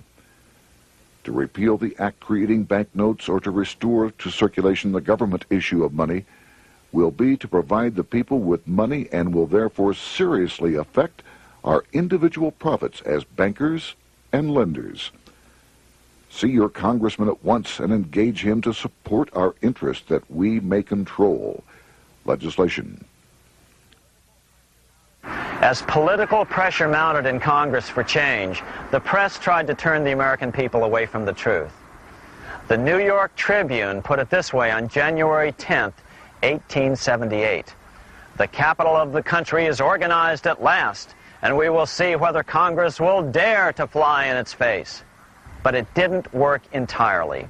On February 28, 1878, Congress passed the Sherman Law, allowing the minting of a limited number of silver dollars, ending the 5-year hiatus. This did not end gold backing of the currency, however, nor did it completely free silver. Previous to 1873, anyone who brought silver to the U.S. Mint could have it struck into silver dollars free of charge. No longer. But at least some money began to flow back into the economy again. With no further threat to their control, the bankers loosened up on loans, and the post-Civil War depression was finally ended. 3 years later, the American people elected Republican James Garfield president. Garfield understood how the economy was being manipulated. As a congressman, he had been chairman of the Appropriations Committee and was a member of Banking and Currency. After his inauguration, he slammed the money changers publicly in 1881. Whoever controls the volume of money in any country is absolute master of all industry and commerce. And when you realize that the entire system is very easily controlled, one way or another, by a few powerful men at the top, you will not have to be told how periods of inflation and depression originate. Unfortunately, within a few weeks of making this statement, on July 2nd of 1881, President Garfield was assassinated.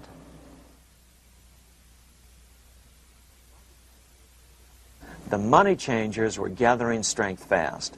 They began a periodic fleecing of the flock, as they called it, by creating economic booms followed by further depressions so they could buy up thousands of homes and farms for pennies on the dollar. In 1891, the money changers prepared to take the American economy down again, and their methods and motives were laid out with shocking clarity in a memo sent out by the American Bankers Association, the ABA, an organization in which most bankers were members. Notice that this memo called for bankers to create a depression on a certain date 3 years in the future. According to the Congressional Record, here's how it read in part. On September 1st, 1894, we will not renew our loans under any consideration. On September 1st, we will demand our money. We will foreclose and become mortgagees in possession. We can take 2/3 of the farms west of the Mississippi and thousands of them east of the Mississippi as well at our price. Then the farmers will become tenants, as in England. These depressions could be controlled because America was on the gold money standard. Since gold is scarce, it's one of the easiest commodities to manipulate. People wanted silver money legalized again so they could escape the stranglehold the money changers had on gold money. People wanted silver money reinstated, reversing Mr. Said's Act of 1873, by then called the Crime of 73. By 1896, the issue of more silver money had become the central issue in the presidential campaign. William Jennings Bryan, a senator from Nebraska, ran for president as a Democrat on the free silver issue.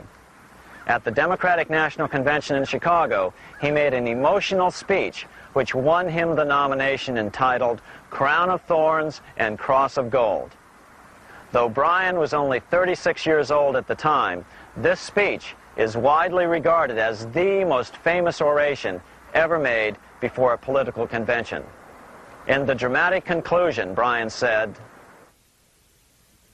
"We will answer their demand for a gold standard by saying to them, you shall not press down upon the brow of labor this crown of thorns. You shall not crucify mankind upon a cross of gold." The bankers lavishly supported the Republican candidate, William McKinley, who favored the gold standard. The resulting contest was amongst the most fiercely contested presidential races in American history. Bryan made over 600 speeches in 27 states. The McKinley campaign got manufacturers and industrialists to inform their employees that if Bryan were elected, all factories and plants would close and there would be no work. The ruse succeeded. McKinley beat Bryan by a small margin. Bryan ran for president again in 1900 and in 1908, but fell short each time. During the 1912 Democratic Convention, Bryan was a powerful figure who helped Woodrow Wilson win the nomination. When Wilson became president, he appointed Bryan as Secretary of State, but Bryan soon became disenchanted with the Wilson administration. Bryan served only 2 years in the Wilson administration before resigning in 1915 over the highly suspicious sinking of the Lusitania, the event which was used to drive America into World War I. Although William Jennings Bryan never gained the presidency, his efforts delayed the money changers for 17 years from attaining their next goal, a new, privately owned central bank for America.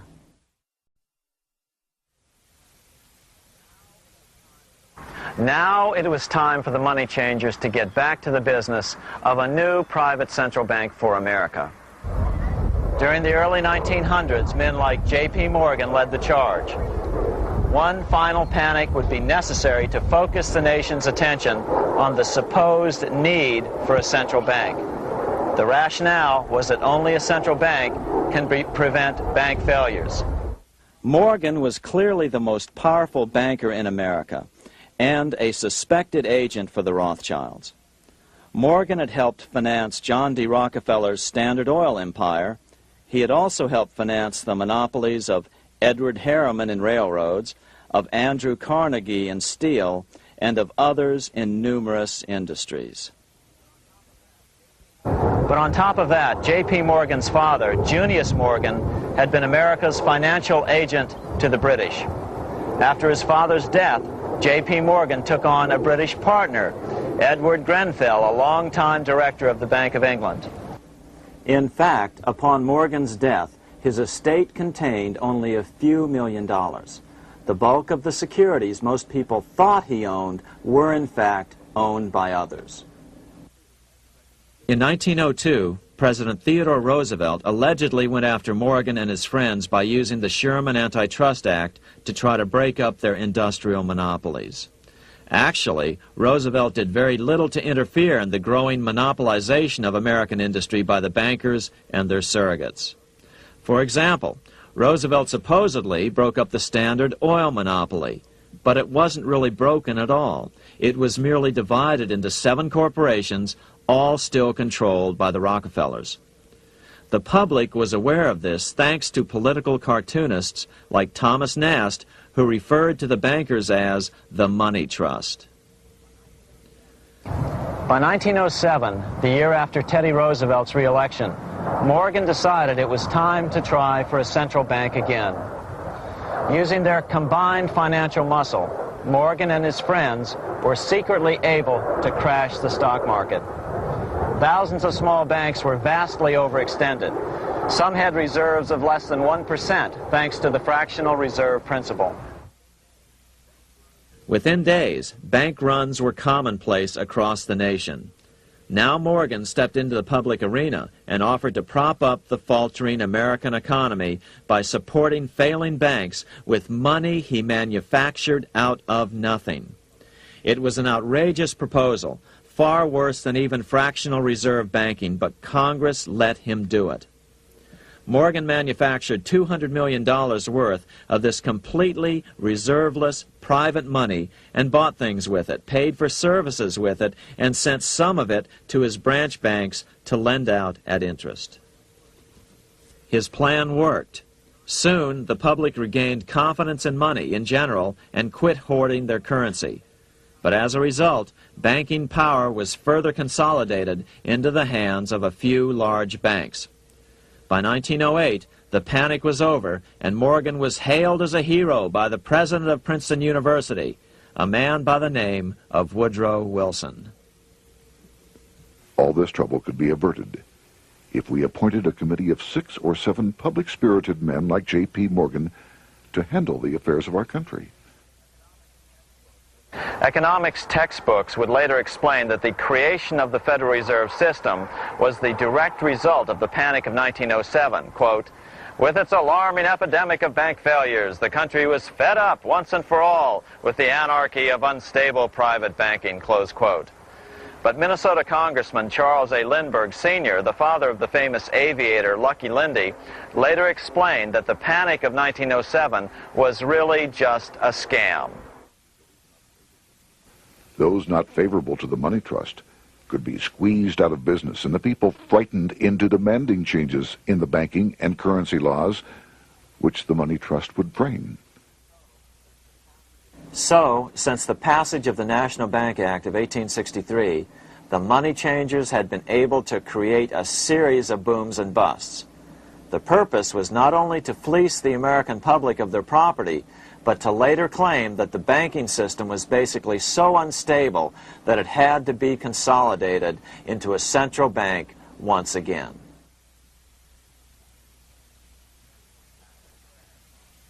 After the crash, Teddy Roosevelt, in response to the panic of 1907, signed into law a bill creating something called the National Monetary Commission. The commission was to study the banking problem and make recommendations to Congress. Of course, the commission was packed with Morgan's friends and cronies. The chairman was a man named Senator Nelson Aldrich from Rhode Island. Aldrich represented the Newport, Rhode Island homes of America's richest banking families. His daughter married John D. Rockefeller, Jr., and together they had 5 sons: John, Nelson, who would become vice president in 1974, Lawrence, Winthrop, and David, the head of the Council on Foreign Relations and former chairman of Chase Manhattan Bank. As soon as the National Monetary Commission was set up, Senator Aldrich immediately embarked on a 2-year tour of Europe, where he consulted at length with the private central bankers in England, France, and Germany. The total cost of his trip alone to the taxpayers was $300,000, an astronomical sum in those days. Shortly after his return, on the evening of November 22, 1910, some of the wealthiest and most powerful men in America boarded Senator Aldrich's private rail car and in the strictest secrecy journeyed to this place, Jekyll Island, off the coast of Georgia. With the group came Paul Warburg. Warburg had been given a $500,000 per year salary to lobby for the passage of a privately owned central bank in America, by the investment firm Kuhn, Loeb and Company. Warburg's partner in this firm was a man named Jacob Schiff, the grandson of the man who shared the Green Shield house with the Rothschild family in Frankfurt. Schiff, as we'll find out later, was in the process of spending $20 million to finance the overthrow of the Tsar in Russia. These three European banking families, the Rothschilds, the Warburgs, and the Schiffs, were interconnected by marriage down through the years, just as their American banking counterparts, the Morgans, Rockefellers, and Aldriches were. Secrecy was so tight that all 7 primary participants were cautioned to use only first names to prevent servants from learning their identities. Years later, one participant, Frank Vanderlip, president of National City Bank of New York and a representative of the Rockefeller family, confirmed the Jekyll Island trip in a February 9, 1935 edition of the Saturday Evening Post. I was as secretive, indeed as furtive as any conspirator. Discovery, we knew, simply must not happen, or else all our time and effort would be wasted. If it were to be exposed that our particular group had got together and written a banking bill, that bill would have no chance whatever of passage by Congress. The participants came here to figure out how to solve their major problem, how to bring back a privately owned central bank. But there were other problems that needed to be addressed as well. First of all, the market share of the big national banks was shrinking fast. In the first 10 years of the century, the number of U.S. banks had more than doubled to over 20,000. By 1913, only 29% of all banks were national banks, and they held only 57% of all deposits. As Senator Aldrich later admitted in a magazine article, before passage of this act, the New York bankers could only dominate the reserves of New York. Now, we are able to dominate the bank reserves of the entire country. Therefore, something had to be done to bring these new banks under their control. As John D. Rockefeller put it, quote, "Competition is sin," close quote. Secondly, the nation's economy was so strong that corporations were starting to finance their expansions out of profits instead of taking out huge loans from large banks. In the first 10 years of the new century, 70% of corporate funding came from profits. In other words, American industry was becoming independent of the money changers, and that trend had to be stopped. All the participants knew that these problems could be hammered out into a workable solution, but perhaps their biggest problem was a public relations problem, the name of the new bank. That discussion took place right here in this room, one of the many conference rooms in this sprawling hotel, today known as the Jekyll Island Club Hotel. Aldrich believed that the word bank should not even appear in the name. Warburg wanted to call the legislation the National Reserve Bill or the Federal Reserve Bill. The idea here was to give the impression that the purpose of the new central bank was to stop bank runs, but also to conceal its monopoly character. However, it was Aldrich, the egotistical politician, who insisted it be called the Aldrich Bill. After 9 days at Jekyll Island, the group dispersed. The new central bank would be very similar to the old Bank of the United States. It would be given a monopoly over U.S. currency and create that money out of nothing. How does the Fed create money out of nothing? It's a four-step process. But first, a word on bonds. Bonds are simply promises to pay, or government IOUs. People buy bonds to get a secure rate of interest. At the end of the term of the bond, the government repays the bond plus interest, and the bond is destroyed. There are about $3.6 trillion worth of these loans or bonds at present. Now here's the Fed money-making process. Step 1. The Federal Open Market Committee approves the purchase of U.S. bonds on the open market. Step 2. The bonds are purchased by the Fed from whoever is offering them for sale on the open market. Step 3, the Fed pays for the bonds with electronic credits to the seller's bank, which in turn credits the seller's bank account. The trick is that these credits are based on nothing. The Fed just creates them. Step 4, the banks use these deposits as reserves. They can loan out over 10 times the amount of their reserves to new borrowers, all at interest. In this way, a Fed purchase of, say, $1 million worth of bonds gets turned into over $10 million in bank accounts. The Fed, in effect, creates 10% of this totally new money, and the banks create the other 90%. To reduce the amount of money in the economy, the process is just reversed. The Fed sells bonds to the public, and the money flows out of the purchaser's local bank. Loans must be reduced by 10 times the amount of the sale. So, a Fed sale of $1 million in bonds results in $10 million less money in the economy. So how does this benefit the bankers whose representatives huddled at Jekyll Island? First, it totally misdirected banking reform efforts from proper solutions. Second, it prevented a proper debt-free system of government finance, like Lincoln's greenbacks, from making a comeback. The bond-based system of government finance forced on Lincoln after he created greenbacks was now cast in stone.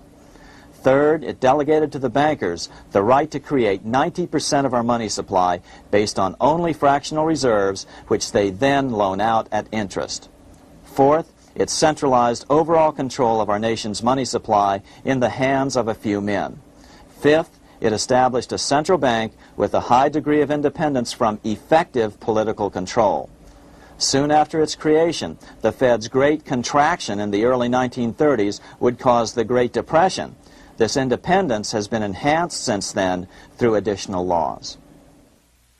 In order to fool the public into thinking the government retained control, the plan called for the Fed to be run by a board of governors appointed by the President and approved by the Senate. But all the bankers had to do was to be sure their men got appointed to the board of governors. That wasn't hard. Bankers have money, and money buys influence over politicians. Once the participants left Jekyll Island, the public relations blitz was on. The big New York banks put together an educational fund of $5 million to finance professors at respected universities to endorse the new bank. Woodrow Wilson at Princeton was one of the first to jump on the bandwagon. But the bankers' subterfuge didn't work. The Aldrich Bill was quickly identified as the bankers' bill, a bill to benefit only what became known as the money trust. As Congressman Lindbergh put it during the congressional debate,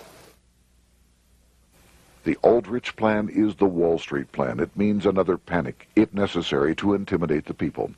Aldrich, paid by the government to represent the people, proposes a plan for the trusts instead. seeing they didn't have the votes to win in Congress, the Republican leadership never brought the Aldrich bill to a vote. The bankers quietly decided to move to track 2, the Democratic alternative. They began financing Woodrow Wilson as the Democratic nominee. As respected historian James Perloff put it, Wall Street financier Bernard Baruch was put in charge of Wilson's education. Baruch brought Wilson to the Democratic Party headquarters in New York in 1912, leading him like one would a poodle on a string.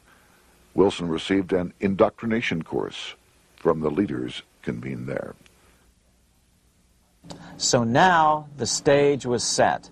The money changers were poised to install their privately owned central bank once again. The damage President Andrew Jackson had done 76 years earlier had been only partly repaired with the passage of the National Bank Act during the Civil War. Since then, the battle had raged on across the decades.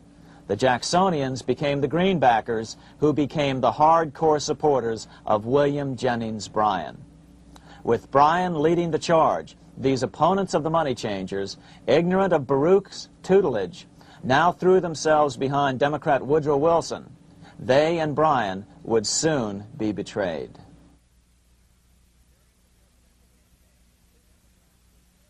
During the presidential campaign, the Democrats were careful to pretend to oppose the Aldrich bill. As Representative Lewis McFadden, himself a Democrat, as well as chairman of the House Banking and Currency Committee, explained it 20 years after the fact. The Aldrich bill was condemned in the platform. When Woodrow Wilson was nominated, the men who ruled the Democratic Party promised the people that if they were returned to power, there would be no central bank established here while they held the reins of government. 13 months later, that promise was broken, and the Wilson administration, under the tutelage of those sinister Wall Street figures who stood behind Colonel House, established here in our free country the worm-eaten, monarchical institution of the King's Bank, to control us from the top downward and to shackle us from the cradle to the grave. Once Wilson was elected, Morgan, Warburg, Baruch, and company advanced a new plan, which Warburg named the Federal Reserve System. The Democratic leadership hailed the new bill, called the Glass-Owen bill, as something radically different from the Aldrich bill. But in fact, the bill was virtually identical in every important detail. In fact, so vehement were the Democratic denials of similarity that Paul Warburg, the father of both bills, had to step in to reassure his paid friends in Congress that the two bills were virtually identical.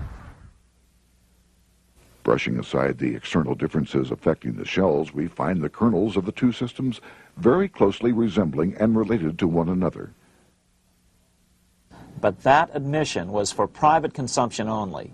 Publicly, the money trust trotted out Senator Aldrich and Frank Vanderlip, the president of Rockefeller's National City Bank of New York and one of the Jekyll Island Seven, to oppose the new Federal Reserve System. Years later, however, Vanderlip admitted in the Saturday Evening Post that the two measures were virtually identical.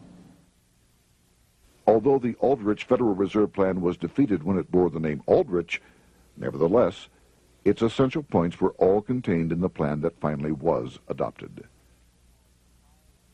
As Congress neared a vote, they called Ohio attorney Alfred Crozier to testify. Crozier noted the similarities between the Aldrich bill and the Glass-Owen bill. The bill grants just what Wall Street and the big banks for 25 years have been striving for: private instead of public control of currency. It, the Glass-Owen bill, does this as completely as the Aldrich bill. Both measures rob the government and the people of all effective control over the public's money, and vest in the banks exclusively the dangerous power to make money among the people scarce or plenty. During the debate on the measure, senators complained that the big banks were using their financial muscle to influence the outcome. "There are bankers in this country who are enemies of the public welfare," said one senator. What an understatement.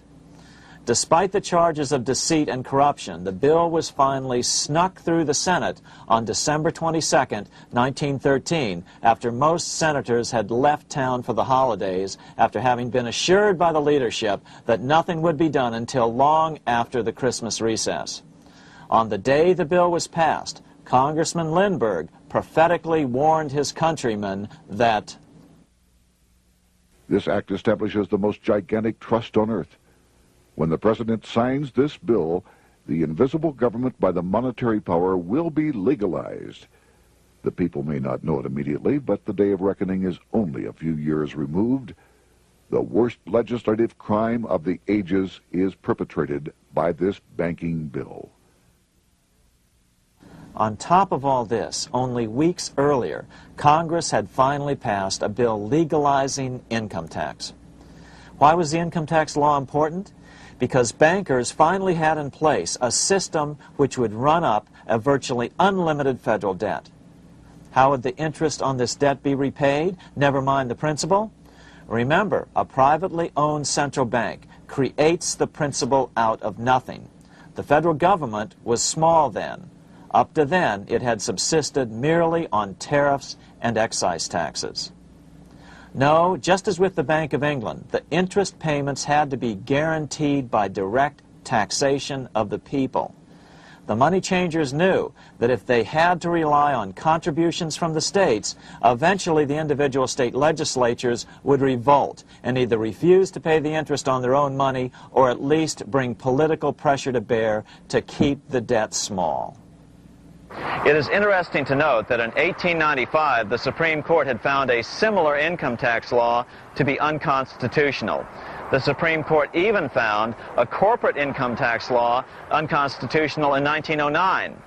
As a result, Senator Aldrich hustled a bill for a constitutional amendment allowing income tax through the Congress. The proposed 16th Amendment to the Constitution was then sent to the state legislatures for approval. But some critics claim that the 16th Amendment was never ratified by the necessary 3/4 of the states. In other words, the 16th Amendment may not be legal. But the money changers were in no mood to debate the fine points. By October of 1913, Senator Aldrich had hustled the income tax bill through Congress. Without the power to tax the people directly and bypass the states, the Federal Reserve Bill would be far less useful to those who wanted to drive America deeply into their debt. A year after the passage of the Federal Reserve Bill, Congressman Lindbergh explained how the Fed created what we have come to call the business cycle and how they use it to their advantage. To cause high prices, all the Federal Reserve Board will do will be to lower the rediscount rate, producing an expansion of credit and a rising stock market. Then, when businessmen are adjusted to these conditions, it can check prosperity in mid-career by arbitrarily raising the rate of interest. It can cause the pendulum of a rising and falling market to swing gently back and forth by slight changes in the discount rate, or cause violent fluctuations by a greater rate variation. And in either case, it will possess inside information as to financial conditions and advanced knowledge of the coming change, either up or down. This is the strangest, most dangerous advantage ever placed in the hands of a special privileged class by any government that ever existed. The system is private, conducted for the sole purpose of obtaining the greatest possible profits from the use of other people's money. They know in advance when to create panics to their advantage. They also know when to stop panic. Inflation and deflation work equally well for them when they control finance. Congressman Lindbergh was correct on all points. What he didn't realize was that most European nations had already fallen prey to the central bankers decades or centuries earlier. But he also mentions the interesting fact that only 1 year later, the Fed had cornered the market in gold. This is how he put it, quote, "Already, the Federal Reserve banks have cornered the gold and gold certificates," close quote. But Congressman Lindbergh was not the only critic of the Fed. Congressman Lewis McFadden, the chairman of the House Banking and Currency Committee from 1920 to 1931, remarked that the Federal Reserve Act brought about a superstate controlled by international bankers and international industrialists acting together to enslave the world for their own pleasure. Notice how McFadden saw the international character of the stockholders of the Federal Reserve. Another chairman of the House Banking and Currency Committee in the 1960s, Wright Patman from Texas, put it this way. In the United States today, we have in effect two governments. We have the duly constituted government, then we have an independent, uncontrolled, and uncoordinated government in the Federal Reserve System, operating the money powers which are reserved to Congress by the Constitution. Even the inventor of the electric light, Thomas Edison, joined the fray in criticizing the system of the Federal Reserve. If our nation can issue a dollar bond, it can issue a dollar bill. The element that makes the bond good makes the bill good also.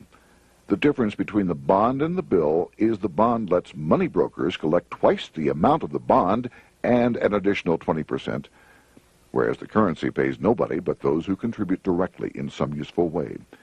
It is absurd to say that our country can issue $30 million in bonds and not $30 million in currency. Both are promises to pay, but one promise fattens the usurers, and the other helps the people.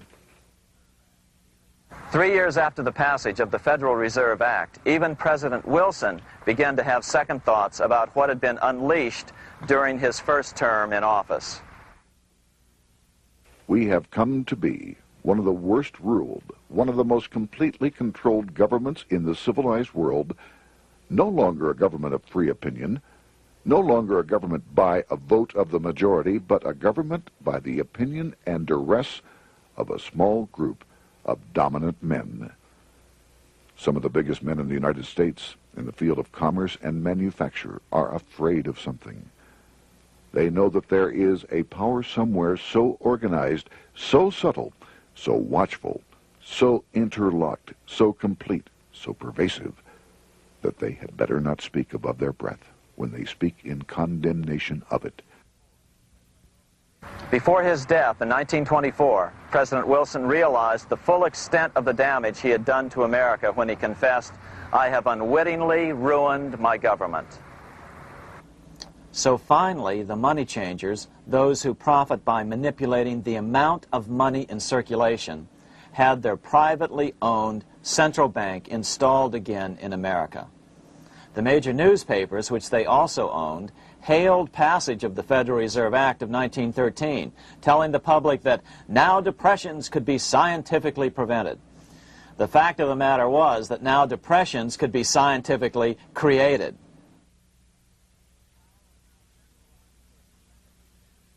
Power was now centralized to a tremendous extent.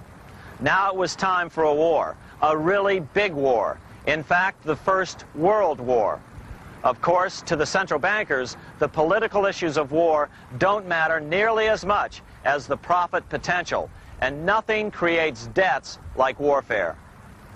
England was the best example at that time. During the 119-year period between the founding of the Bank of England and Napoleon's defeat at Waterloo, England had been at war for 56 years, and much of the remaining time she'd been preparing for war. In World War I, the German Rothschilds loaned money to the Germans, the British Rothschilds loaned money to the British, and the French Rothschilds loaned money to the French. In America, J.P. Morgan was the sales agent for war materials to both the British and the French. In fact, 6 months into the war, Morgan became the largest consumer on earth, spending $10 million a day. His offices here at 23 Wall Street were mobbed by brokers and salesmen trying to cut a deal. In fact, it got so bad that the bank had to post guards at every door and at the partners' homes as well. Many other New York bankers made out as well from the war. President Wilson appointed Bernard Baruch to head the War Industries Board. According to historian James Perloff, both Baruch and the Rockefellers profited by some $200 million during the war. But profits were not the only motive. There was also revenge. The money changers never forgave the czars for their support of Lincoln during the Civil War. Also, Russia was the last major European nation to refuse to give in to the privately owned central bank scheme. 3 years after World War I broke out, the Russian Revolution toppled the Tsar and installed the scourge of communism. Jacob Schiff of Kuhn Loeb and Company bragged from his deathbed that he had spent $20 million towards the defeat of the Tsar.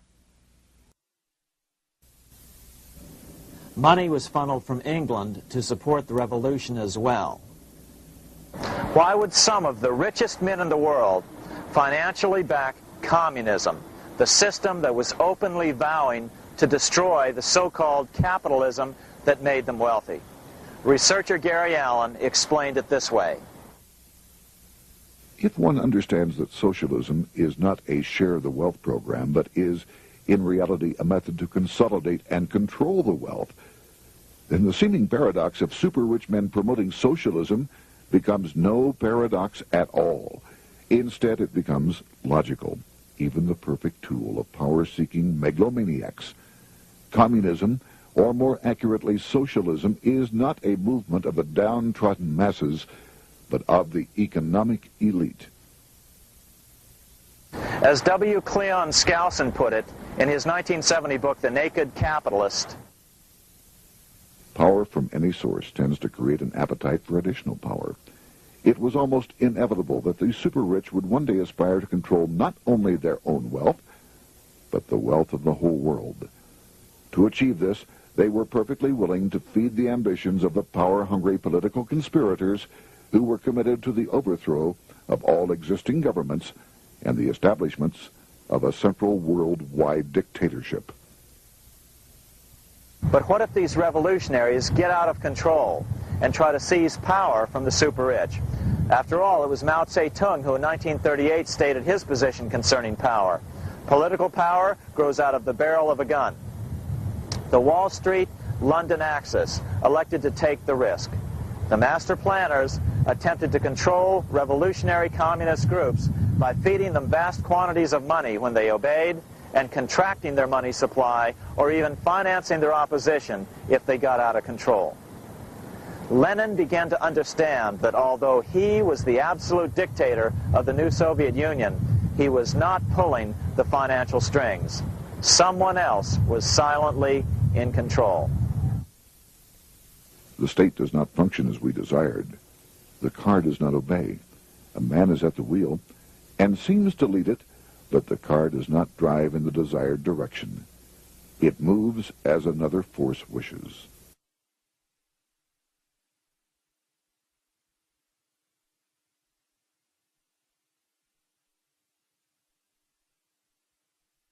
Who is behind it? Representative Louis T. McFadden, the chairman of the House Banking and Currency Committee throughout the 1920s and into the Great Depression years of the 1930s, explained it this way. The course of Russian history has indeed been greatly affected by the operations of international bankers. The Soviet government has been given United States Treasury funds by the Federal Reserve Board, acting through the Chase Bank. England has drawn money from us through the Federal Reserve banks and has relent it at high rates of interest to the Soviet government.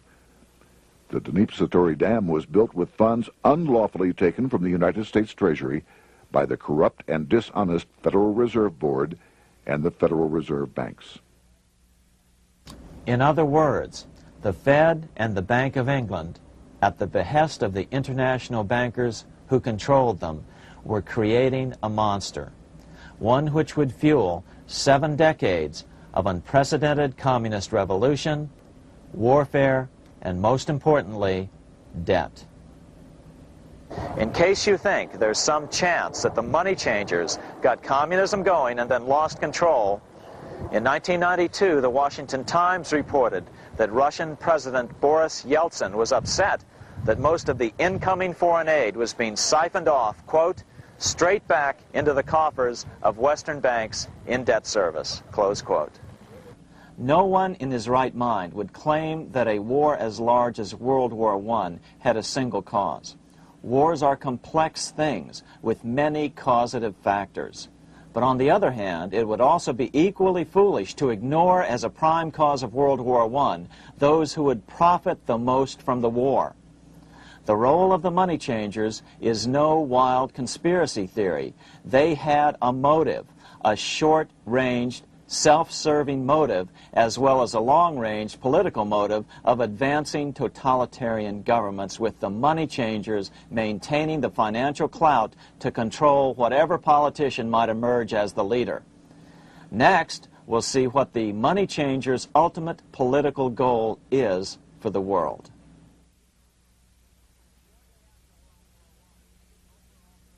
Shortly after World War I, the overall political agenda of the money changers began to be clear.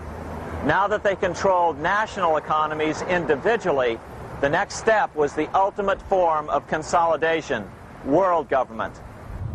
The new world government proposal was given top priority at the Paris Peace Conference after World War I. It was called the League of Nations. But much to the surprise of Paul Warburg and Bernard Baruch, who attended the peace conference with President Wilson, the world was not yet ready to dissolve national boundaries. Nationalism still beats strong in the human breast. For example, Lord Curzon, the British Foreign Secretary, called the League of Nations a good joke. even though it was the stated policy of the British government to support it. To the humiliation of President Wilson, the U.S. Congress wouldn't ratify the League either, despite the fact that it had been ratified by many other nations. Without money flowing from the U.S. Treasury, the League died. After World War I, the American public had grown tired of the internationalist policies of Democrat Woodrow Wilson. In the presidential election of 1920, Republican Warren Harding won a landslide victory with over 60% of the vote. Harding was an ardent foe of both Bolshevism and the League of Nations. His election, which opened a 12-year run of Republican presidents in the White House, led to an unprecedented era of prosperity known as the Roaring Twenties. Despite the fact that the war had brought America a debt 10 times larger than its Civil War debt, still the American economy surged. Gold had poured into the country during the war, and it continued to do so afterwards. In the early 1920s, the governor of this bank, the Federal Reserve Bank of New York, a man named Benjamin Strong, met frequently with the secretive and eccentric governor of the Bank of England, Montague Norman. Norman was determined to replace the gold England had lost to the U.S. during World War I and return the Bank of England to its former position of dominance in world finance. On top of that, rich with gold, the American economy might get out of control again, just like it had done after the Civil War. During the next 8 years, under the presidencies of Harding and Coolidge, the huge federal debt built up during World War I was cut by 38%, down to $16 billion, the greatest percentage drop in U.S. history. During the election of 1920, Warren Harding and Calvin Coolidge ran against James Cox, the governor of Ohio, and the little-known Franklin D. Roosevelt, who had previously risen to no higher post than President Wilson's Assistant Secretary of the Navy. After his inauguration, Harding moved quickly to formally kill the League of Nations. Then he quickly moved to reduce domestic taxes while raising tariffs to record heights. Now, this was a revenue policy of which most of the Founding Fathers would certainly have approved. His second year in office, Harding took ill on a train trip in the West and suddenly died. Although no autopsy was performed, the cause was said to be either pneumonia or food poisoning. When Coolidge took over, he continued Harding's domestic economic policy of high tariffs on imports while cutting income taxes. As a result, the economy grew at such a rate that net revenue still increased. Now that had to be stopped. So just as they'd done so frequently before, the money changers decided it was time to crash the American economy. The Federal Reserve began flooding the country with money.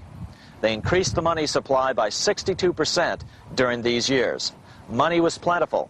This is why it was known as the Roaring Twenties. Before his death in 1919, former President Teddy Roosevelt warned the American people what was going on. As reported in the March 27, 1922 edition of the New York Times, Roosevelt said, "These international bankers and Rockefeller Standard Oil interests control the majority of newspapers and the columns of these papers to club into submission or drive out of public office officials who refuse to do the bidding of the powerful, corrupt cliques which compose the invisible government."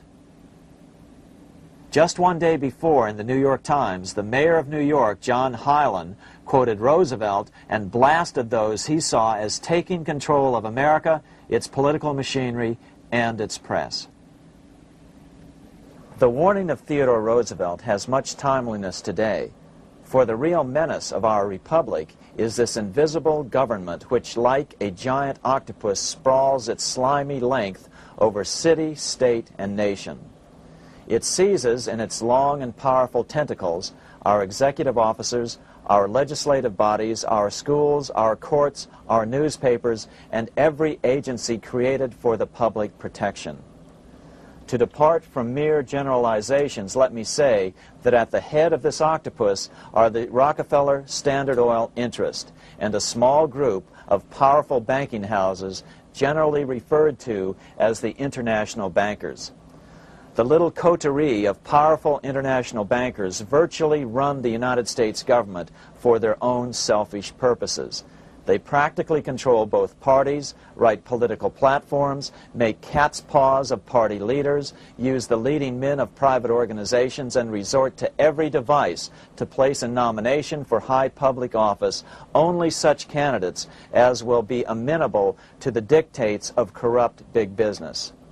These international bankers and Rockefeller Standard Oil interests control the majority of newspapers and magazines in this country. Why didn't people listen to such strong warnings and demand that Congress reverse its 1913 passage of the Federal Reserve Act? Because remember, it was the 1920s. A steady increase in bank loans contributed to a rising market.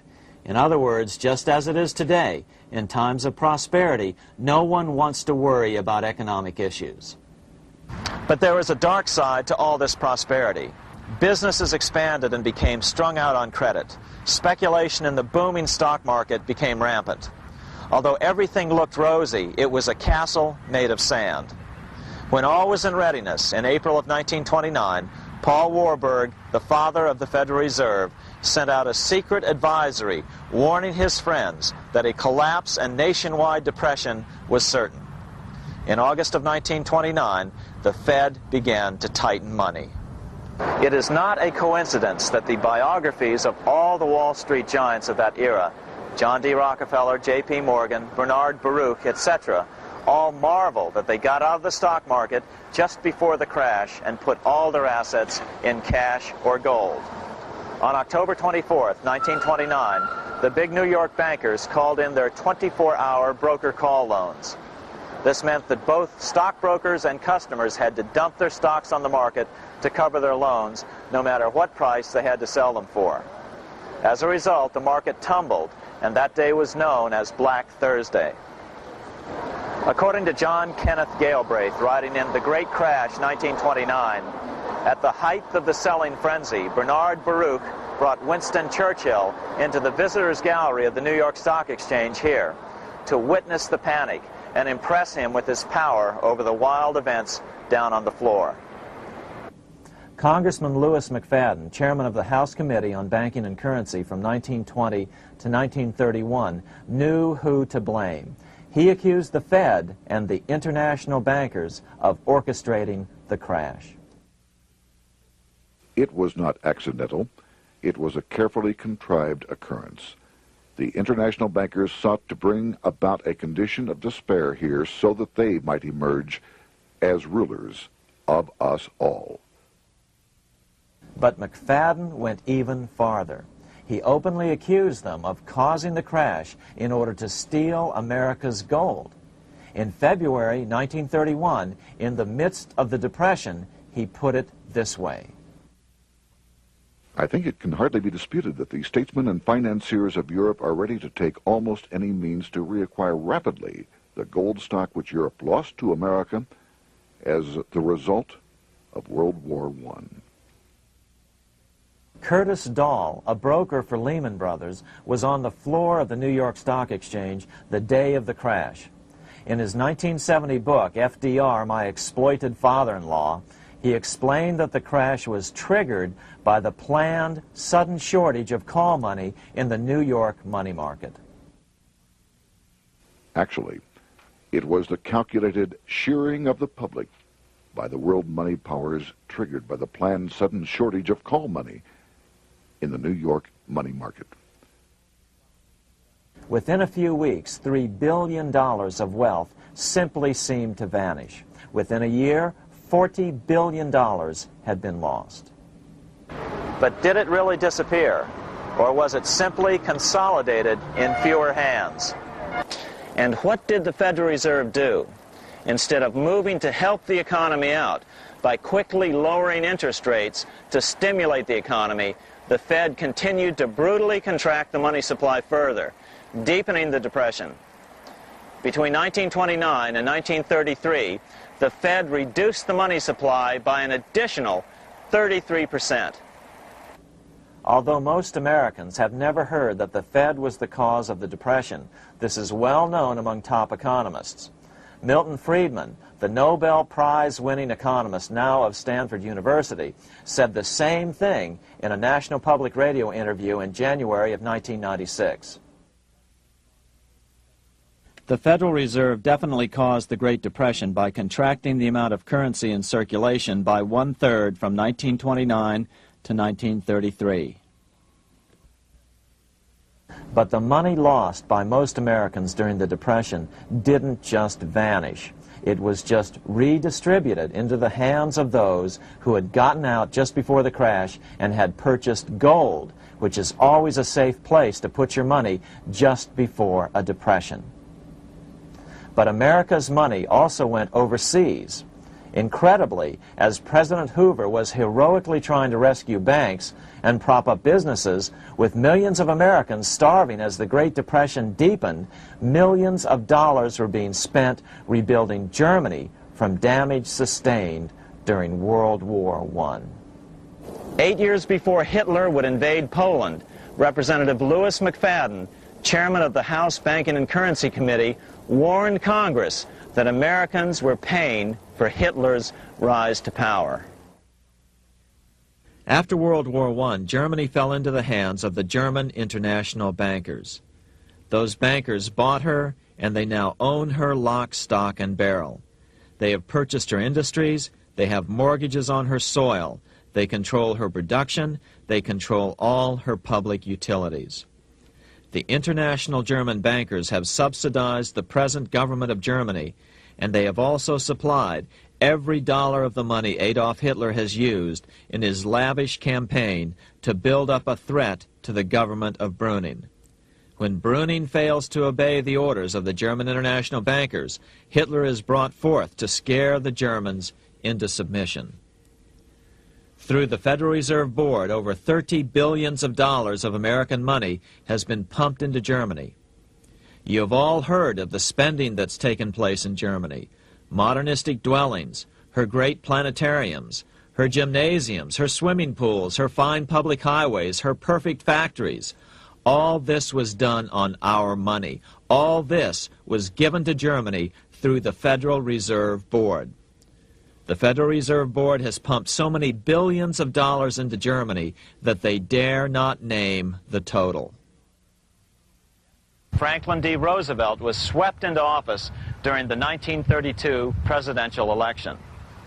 Once Roosevelt was in office, however, sweeping emergency banking measures were immediately announced, which did nothing but increase the Fed's power over the money supply. Then, and only then, did the Fed finally begin to loosen the purse strings and feed new money out to the starving American people. At first, Roosevelt railed against the money changers as being the cause of the Depression. Believe it or not, this is what he said on March 4th, 1933, in his inaugural address. Practices of the unscrupulous money changers stand indicted in the court of public opinion, rejected by the hearts and minds of men. The money changers have fled from their high seats in the temple of our civilization. But 2 days later, Roosevelt declared a bank holiday and closed all banks. Later that year, Roosevelt outlawed private ownership of all gold bullion and all gold coins with the exception of rare coins. Most of the gold in the hands of the average American was in the form of gold coins. The new decree was, in effect, a confiscation. Those who didn't comply risk as much as 10 years in prison and a $10,000 fine, the equivalent of $100,000 today. Out in small-town America, some people didn't trust Roosevelt's order. Many were torn between keeping their hard-earned wealth or obeying the government. Those who did turn in their gold were paid the official price for it, $20.66 per ounce. So unpopular was the confiscation order that no one anywhere in government would take credit for authoring it. No congressman claimed it. At the signing ceremony, President Roosevelt made it clear to all present that he was not the author of it and publicly stated that he had not ever read it. Even his Secretary of the Treasury said he'd never read it either, saying it was, quote, what the experts wanted. Roosevelt convinced the public to give up their gold by saying that pooling the nation's resources was necessary to get America out of the Depression. With great fanfare, he ordered a new bullion depository built to hold the mountain of gold the U.S. government was illegally confiscating. By 1936, the U.S. bullion depository at Fort Knox was completed, and in January 1937, the gold began to flow into it. The rip-off of the ages was about to proceed. In 1935, once the gold had all been turned in, the official price of gold was suddenly raised to $35 per ounce. But the catch was, only foreigners could sell their gold at the new higher price.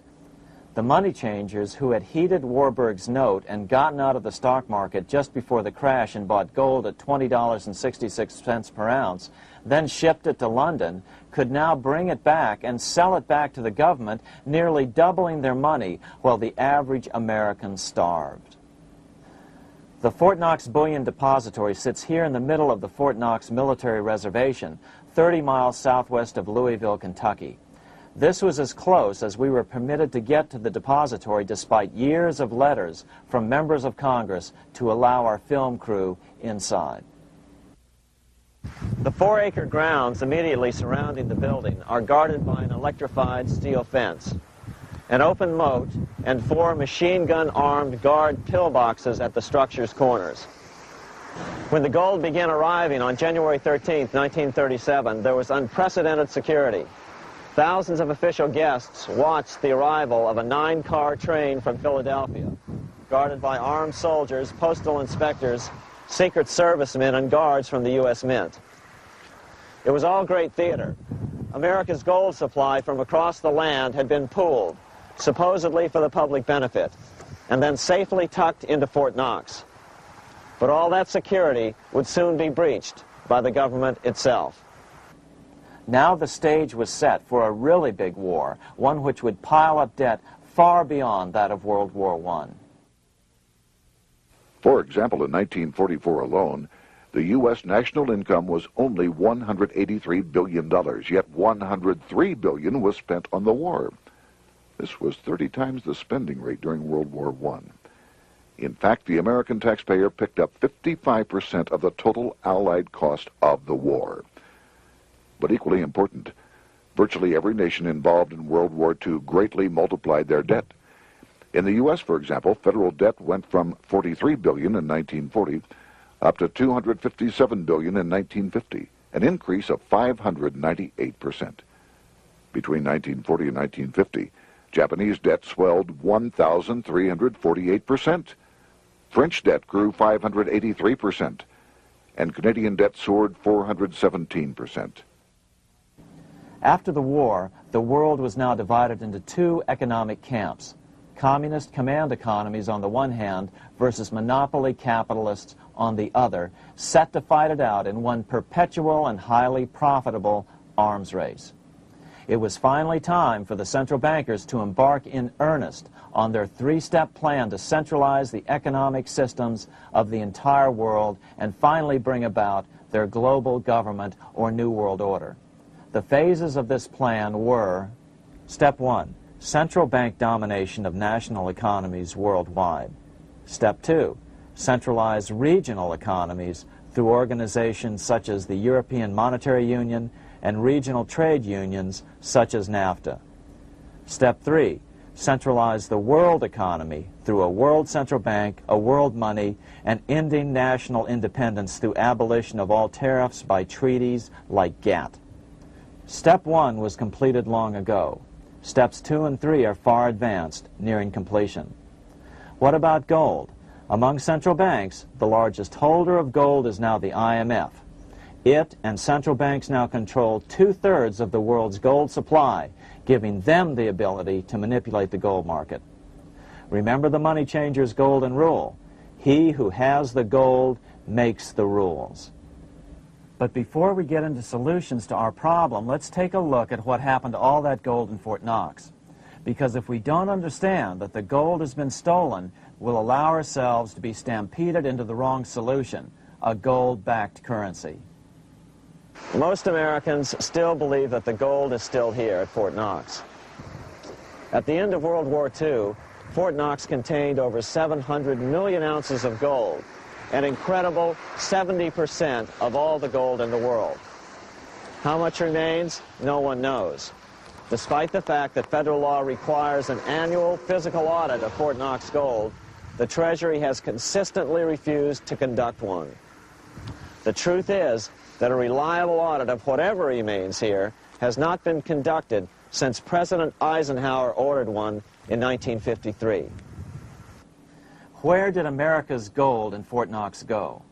Over the years, it was sold off to European money changers at the $35 per ounce price. Remember, this was during a time when it was illegal for Americans to buy any of their own gold from Fort Knox. In fact, there was a very infamous case where the Firestone family set up a string of dummy corporations to purchase Fort Knox gold and keep it in Switzerland, never hitting U.S. shores. They were eventually caught, however, and successfully prosecuted. Finally, by 1971, all the pure gold had been secretly removed from Fort Knox, drained back to London. Once the gold was gone from Fort Knox, President Nixon closed the gold window by repealing Roosevelt's Gold Reserve Act of 1934, finally making it legal once again for Americans to buy gold. Naturally, gold prices immediately began to soar. 9 years later, gold sold for $880 per ounce, 25 times what the gold in Fort Knox was sold for. One would think that eventually someone in the government would get wind of what was happening and blow the whistle. The largest fortune in the history of the world stolen. Shades of the old James Bond film, Goldfinger. Well, as a matter of fact, Ian Fleming, the author of the James Bond series, was head of the British counterintelligence service, MI5. Some believe in the intelligence community that he wrote much of his fiction as a warning, as many authors of fiction do. If the removal of all the good delivery gold from Fort Knox can be viewed as a deliberate raid on the U.S. Treasury, then such an operation might well have been years in the making, namely 40 years. Certainly enough time for Fleming to get wind of it and try to prevent it. So just how did the story of the Fort Knox gold robbery get out? It all started with an article in a New York periodical in 1974. The article charged that the Rockefeller family was manipulating the Federal Reserve to sell off Fort Knox gold at bargain basement prices to anonymous European speculators. 3 days later, the anonymous source of the story, Louise Auchincloss Boyer, mysteriously fell to her death from the window of her 10th floor apartment in New York. How would Mrs. Boyer have known of the Rockefeller connection to the Fort Knox gold heist? She was the longtime secretary of Nelson Rockefeller. For the next 14 years, this man, Ed Durrell, a wealthy Ohio industrialist, devoted himself to a quest for the truth concerning the Fort Knox gold. He wrote thousands of letters to over 1,000 government and banking officials, trying to find out how much gold was really left and where the rest of it had gone. Edith Roosevelt, the granddaughter of President Teddy Roosevelt, questioned the actions of the government in a March 1975 edition of the New Hampshire Sunday News. Allegations of missing gold from our Fort Knox vaults are being widely discussed in European financial circles. But what is puzzling is that the administration is not hastening to demonstrate conclusively that there is no cause for concern over our gold treasure, if indeed it is in a position to do so. Unfortunately, Ed Durrell never did accomplish his primary goal, a full audit of the gold reserves in Fort Knox. It's incredible that the world's greatest treasure has had little accounting or auditing. This gold belonged to the American people, not the Federal Reserve and their foreign owners. One thing is certain, the government could blow all of this speculation away in a few days with a well-publicized audit under the searing lights of media cameras. It has chosen not to do so. One must conclude that they are afraid of the truth such an audit would reveal. What is the government so afraid of? Here's the answer. When President Ronald Reagan took office in 1981, his conservative friends urged him to study the feasibility of returning to a gold standard as the only way to curb government spending. It sounded like a reasonable alternative, so President Reagan appointed a group of men called the Gold Commission to study the situation and report back to Congress.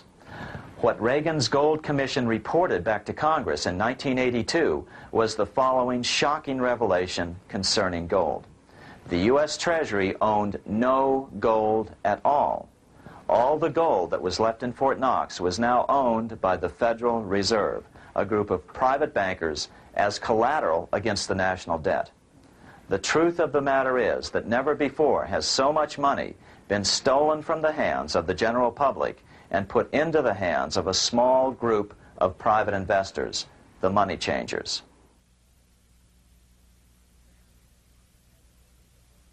I'm standing in front of the headquarters of the International Monetary Fund located in Washington, D.C. Across the street, right over there, is the headquarters of the World Bank. What are these organizations and who controls them? And most importantly, are they about to create a huge worldwide depression? Let us step back in time for a moment to the aftermath of World War I. People were tired of war, so under the guise of peacemaking, the international bankers devised a plan to consolidate power even further. Claiming only an international government would stem the tide of world wars, the money changers pushed forward a proposal for world government which stood on three legs. A world central bank to be called the Bank of International Settlements, a world judiciary to be called the World Court located in The Hague, the Netherlands, and a world executive and legislature to be called the League of Nations. As President Clinton's mentor, Georgetown historian Carroll Quigley wrote in his 1966 book, Tragedy and Hope, the powers of financial capitalism had a far-reaching plan, nothing less than to create a world system of financial control in private hands, able to dominate the political system of each country and the economy of the world as a whole. This system was to be controlled in a feudalistic fashion by the central banks of the world, acting in concert by secret agreements arrived at in frequent meetings and conferences. The apex of the system was to be the Bank for International Settlements in Bâle, Switzerland, a private bank owned and controlled by the world central banks, which were themselves private corporations. Each central bank sought to dominate its government by its ability to control treasury loans, to manipulate foreign exchanges, to influence the level of economic activity in the country, and to influence cooperative politicians by subsequent economic rewards in the business world. Despite intense pressure from the international bankers and the press, a handful of U.S. senators, led by Senator Henry Cabot Lodge, kept the U.S. out of these schemes. Without U.S. participation, the League was doomed. Incredibly, even though the U.S. rejected the World Central Bank, the BIS, the New York Federal Reserve ignored its government and arrogantly sent representatives to Switzerland to participate in the central bankers' meeting right up until 1994, when the U.S. was finally officially dragged into it. Their world government schemes thwarted, the bankers resorted to the old formula, another war to wear down the resistance to world government while reaping handsome profits. To this end, Wall Street helped resurrect Germany through the Thyssen banks, which were affiliated with the Harriman interest in New York, just as the Chase Bank had assisted in the financing of the Bolshevik Revolution in Russia during World War I. Chase Bank was controlled by the Rockefeller family. Subsequently, it was merged with Warburg's Manhattan Bank to form the Chase Manhattan Bank. Now this has merged with Chemical Bank of New York, making it the largest Wall Street bank. Their strategy worked. Even before World War II was over, world government was back on track. In 1944, at Bretton Woods, New Hampshire, the International Monetary Fund and the World Bank were approved with full U.S. participation. The Second League of Nations, renamed the United Nations, was approved in 1945. Soon, a new international court system was functioning as well. All effective opposition to these international bodies before the war had evaporated in the heat of war, just as planned. These new organizations simply repeated on a world scale what the National Banking Act of 1864 and the Federal Reserve Act of 1913 had established in the U.S. They created a banking cartel composed of the world's central banks, which gradually assumed the power to dictate credit policies to the banks of all the nations. For example, just as the Federal Reserve Act authorized the creation of a new national fiat currency called Federal Reserve Notes, the IMF has been given the authority to issue a world fiat money called Special Drawing Rights, or SDRs. To date, the IMF has created in excess of $30 billion worth of SDRs. Member nations are being pressured to make their currencies fully exchangeable for SDRs. In 1968, Congress approved laws authorizing the Fed to accept SDRs as reserves in the U.S. and to issue Federal Reserve notes in exchange for SDRs. What does that mean? It means that in the U.S., SDRs are already a part of our lawful money. And what about gold? SDRs are already partially backed by gold. And with 2/3 of world gold now in the hands of central banks, the money changers can go about structuring the world's economic future in whichever way they deem most profitable. Keep in mind, just as the Fed is controlled by its Board of Governors, the IMF is controlled by its Board of Governors, which are either the heads of the different central banks or the heads of the various national treasury departments dominated by their central banks. Voting power in the IMF gives the U.S. and the UK, that is to say the Fed and the Bank of England, effective control. Just as the Fed controls the amount of money in the U.S., the BIS, IMF, and World Bank control the money supply for the world. So we see the repetition of the old goldsmith's fraud replicated on the national scale with central banks like the Fed and on the international scale by the three arms of the world central bank. Is this organization of the BIS, the IMF, and the World Bank, which we refer to collectively as the World Central Bank, presently expanding and contracting world credit? Yes.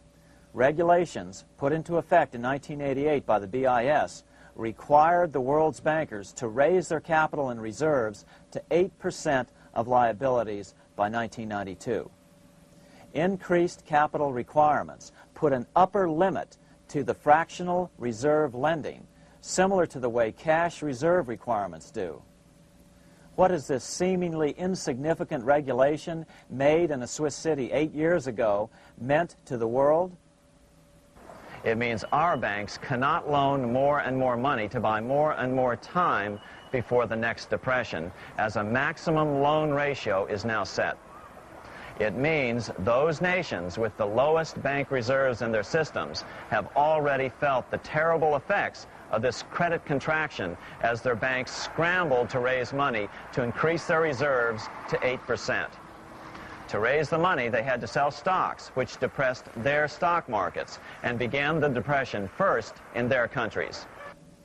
Japan, which in 1988 had among the lowest capital and reserve requirements and thus was the most affected by the regulation, has experienced a financial crash which began almost immediately in 1989, which has wiped out a staggering 50% of the value of its stock market since 1990 and 60% of the value of its commercial real estate.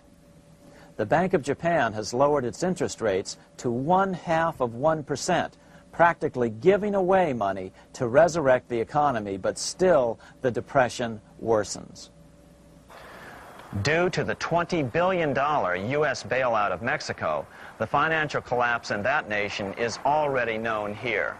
Yet despite the bailout, the economy continues to be a disaster.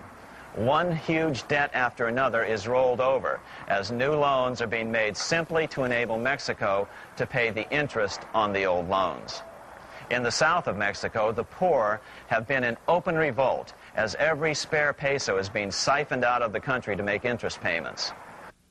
It is important to note that a radical transfer of power is taking place as nations become subservient to a supranational world central bank controlled by a handful of the world's richest bankers.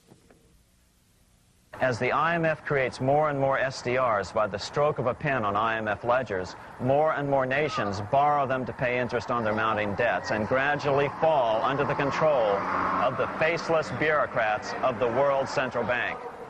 As the worldwide depression worsens and spreads, this will give the World Central Bank the power of economic life and death over these nations.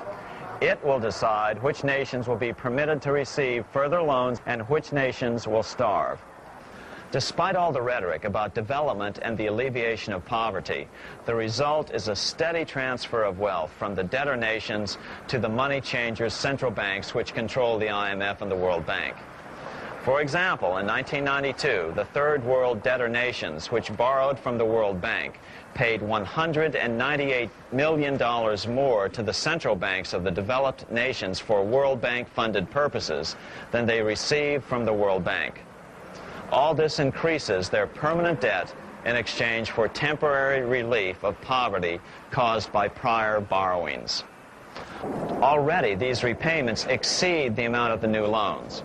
By 1992, Africa's external debt had reached $290 billion, 2.5 times greater than in 1980, resulting in skyrocketing infant mortality rates and unemployment, deterioration of schools, housing, and the general health of the people. The entire world faces the immeasurable suffering already destroying the third world and now Japan, all for the benefit of the money changers. As one prominent Brazilian politician put it, "The Third World War has already started. It is a silent war, not for that reason any less sinister.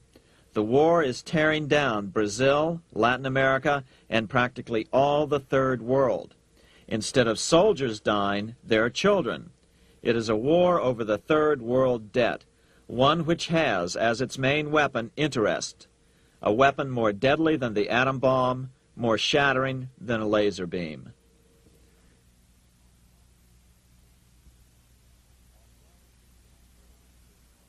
Although it would be absurd to ignore the pivotal role played by influential families such as the Rothschilds, the Warburgs, the Schiffs, the Morgans, and the Rockefellers in any review of the history of central banking and fractional banking, keep in mind, by now, central banks and the large commercial banks are up to 3 centuries old and deeply entrenched in the economic life of many nations. These banks are no longer dependent on clever individuals such as a Nathan Rothschild. Years ago, the question of ownership was important, but no longer. For example, both the Bank of England and the Bank of France were nationalized after World War II, and nothing changed, nothing at all. They endure and continue to grow, now protected by numerous laws, paid politicians, and mortgaged media, untouched by the changing of generations. 3 centuries have given them an aura of respectability. The old school tie is now worn by the 6th generation son, who's been raised in a system that he may never question as he is named to serve on the governing boards of countless philanthropic organizations. To focus attention today on individuals or families, or to attempt to sort out the current holders of power, serves little useful purpose and would be a distraction from the cure. The problem is far bigger than that. It is the corrupt banking system that was and is being used to consolidate vast wealth into fewer and fewer hands that is our current economic problem. Change the names of the main players now, and the problem will neither go away nor even miss a beat. Likewise, among the hordes of bureaucrats working in the World Bank, central banks, and international banks, only a tiny fraction have any idea of what's really going on. No doubt they'd be horrified to learn that their work is contributing to the terrible impoverishment and gradual enslavement of mankind to a few incredibly rich plutocrats. So really, there's no use in emphasizing the role of individuals anymore. And the problem even transcends the normal spectrum of political right and left. Both communism and socialism, as well as monopoly capitalism, have been used by the money changers. Today, they profit from either side of the new political spectrum. The big government, welfare state on the so-called left wing versus the neoconservative, laissez-faire capitalists who want big government totally out of their lives on the right wing. Either way, the bankers win.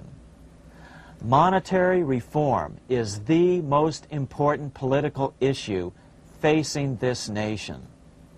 That clarified, let's proceed to the conclusions in the spirit Lincoln declared, with malice towards none, with charity towards all. At the start of this video, we ask a number of troubling questions. Let's be sure we've answered them. What's going on in America today? Why are we over our heads in debt? Why can't the politicians bring debt under control? Why are we over our heads in debt? Because we're laboring under a debt money system that is designed and controlled by private bankers. Now, some will argue that the Federal Reserve System is a quasi-governmental agency. But the President appoints only 2 of the 7 members of the Federal Reserve Board of Governors every 4 years. And he appoints them to 14-year terms, far longer than his own. The Senate does confirm those appointments, but the whole truth is that the President wouldn't dare appoint anyone to that board of whom Wall Street does not approve. Of course, this does not preclude the possibility that some honorable men may be appointed to the Board of Governors. But the fact is that the Fed is specifically designed to operate independently of our government, as are nearly all other central banks. Some argue that the Fed promotes monetary stability. We saw the current head of the Bank of England, Eddie George, claim that this was the most important role of a central bank. In fact, the Fed's record of stabilizing the economy shows it to be a miserable failure in this regard. Within the first 25 years of its existence, the Fed caused 3 major economic downturns, including the Great Depression, and for the last 30 years has shepherded the American economy into a period of unprecedented inflation. Again, this is not some wild conspiracy theory. It's a well-known fact among top economists. As Nobel Prize-winning economist Milton Friedman put it, the stock of money, prices, and output was decidedly more unstable after the establishment of the Federal Reserve System than before. The most dramatic period of instability in output was, of course, the period between the 2 wars, which includes the severe monetary contractions of 1920-21, 1929-33, and 1937-38. No other 20-year period in American history contains as many as 3 such severe contractions. This evidence persuades me that at least a third of the price rise during and just after World War I is attributable to the establishment of the Federal Reserve System, and that the severity of each of the major contractions, 1920-21, 1929-33, and 1937-38, is directly attributable to acts of commission and omission by the reserve authorities. Any system which gives so much power and so much discretion to a few men so that mistakes, excusable or not, can have such far-reaching effects is a bad system. It is a bad system to believers in freedom just because it gives a few men such power without any effective check by the body politic. This is the key political argument against an independent central bank. To paraphrase Clemenceau, money is much too serious a matter to be left to the central bankers. We must learn from our history before it is too late. Why can't politicians control the federal debt? Because all our money is created out of debt. Again, it's a debt money system. Our money is created initially by the purchase of U.S. bonds. The public buys bonds like savings bonds, the banks buy bonds, foreigners buy bonds, and when the Fed wants to create more money in the system, it buys bonds, but pays for them with a simple bookkeeping entry which it creates out of nothing. Then this new money, created by the Fed, is multiplied by a factor of 10 by the banks thanks to the fractional reserve principle. So although the banks don't create currency, they do create checkbook money or deposits by making new loans. They even invest some of this created money. In fact, over $1 trillion of this privately created money has been used to purchase U.S. bonds on the open market, which provides the banks with roughly $50 billion in interest, risk-free, each year, less the interest they pay to some depositors. In this way, through fractional reserve lending, banks create over 90% of the money and therefore cause over 90% of our inflation. What can we do about all this? Fortunately, there's a way to fix the problem fairly easily, speedily, and without any serious financial problems. We can get our country totally out of debt in 1 to 2 years by simply paying off these U.S. bonds with debt-free U.S. notes, just like Lincoln issued. Of course, that by itself would create tremendous inflation, since our currency is presently multiplied by the fractional reserve banking system. But here's the ingenious solution, advanced in part by Milton Friedman, to keep the money supply stable and avoid inflation and deflation while the debt is retired. As the Treasury buys up its bonds on the open market with U.S. notes, the reserve requirements of your hometown local bank will be proportionally raised, so the amount of money in circulation remains constant. As those holding bonds are paid off in U.S. notes, they will deposit this money, thus making available the currency then needed by the banks to increase their reserves. Once all the U.S. bonds are replaced with U.S. notes, banks will be at 100% reserve banking instead of the fractional reserve system currently in use. From this point on, the former Fed buildings will only be needed as a central clearinghouse for checks and as vaults for U.S. notes. The Federal Reserve Act will no longer be necessary and could be repealed. Monetary power can be transferred back to the Treasury Department. There would be no further creation or contraction of money by banks. By doing it this way, our national debt can be paid off in a single year or so, and the Fed and fractional reserve banking abolished, without national bankruptcy, financial collapse, inflation or deflation, or any significant change in the way the average American goes about his business. To the average person, the primary difference would be that for the first time since the Federal Reserve Act was passed in 1913, taxes would begin to go down. Now there's a real national blessing for you, rather than for Hamilton's banker friends. Now let's take a look at these proposals in more detail. Here are the main provisions of a Monetary Reform Act which needs to be passed by Congress. We've drafted a proposed Monetary Reform Act which follows at the end of this tape. Of course, variations with the same results would be equally welcome. 1. Pay off the debt with debt-free U.S. notes. As Thomas Edison put it, if the U.S. can issue a dollar bond, it can issue a dollar bill. They both rest purely on the faith and credit of the United States government. This amounts to a simple substitution of one type of government obligation for another. One bears interest, the other doesn't. Federal Reserve notes could be used for this as well, but could not be printed after the Fed's abolished as we propose, so we suggest using U.S. notes instead. 2. Abolish fractional reserve banking. As the debt is paid off, the reserve requirements of all banks and financial institutions would be raised proportionally at the same time to absorb the new U.S. notes, which would be deposited and become the bank's increased reserves.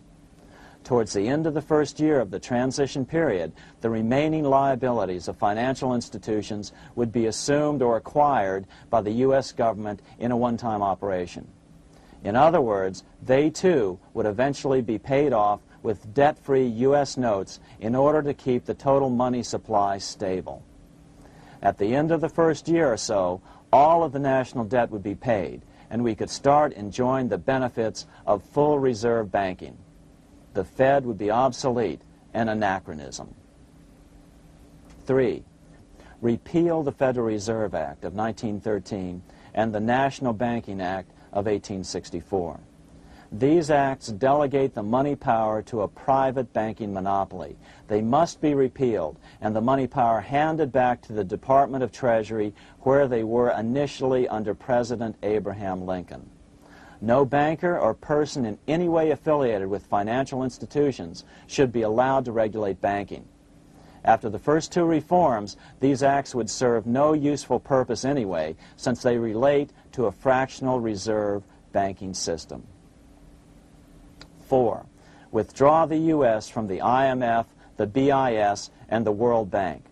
These institutions, like the Federal Reserve, are designed to further centralize the power of the international bankers over the world's economy, and the U.S. must withdraw from them. Their harmless functions, such as currency exchange, can be accomplished either nationally or in new organizations limited to those functions. Such a monetary reform act would guarantee that the amount of money in circulation would stay very stable, causing neither inflation nor deflation. Remember, for the last 3 decades, the Fed has doubled the American money supply every 10 years. That fact and fractional reserve banking are the real causes of inflation and the reduction in our buying power, a hidden tax. These and other taxes are the real reasons both parents now have to work just to get by.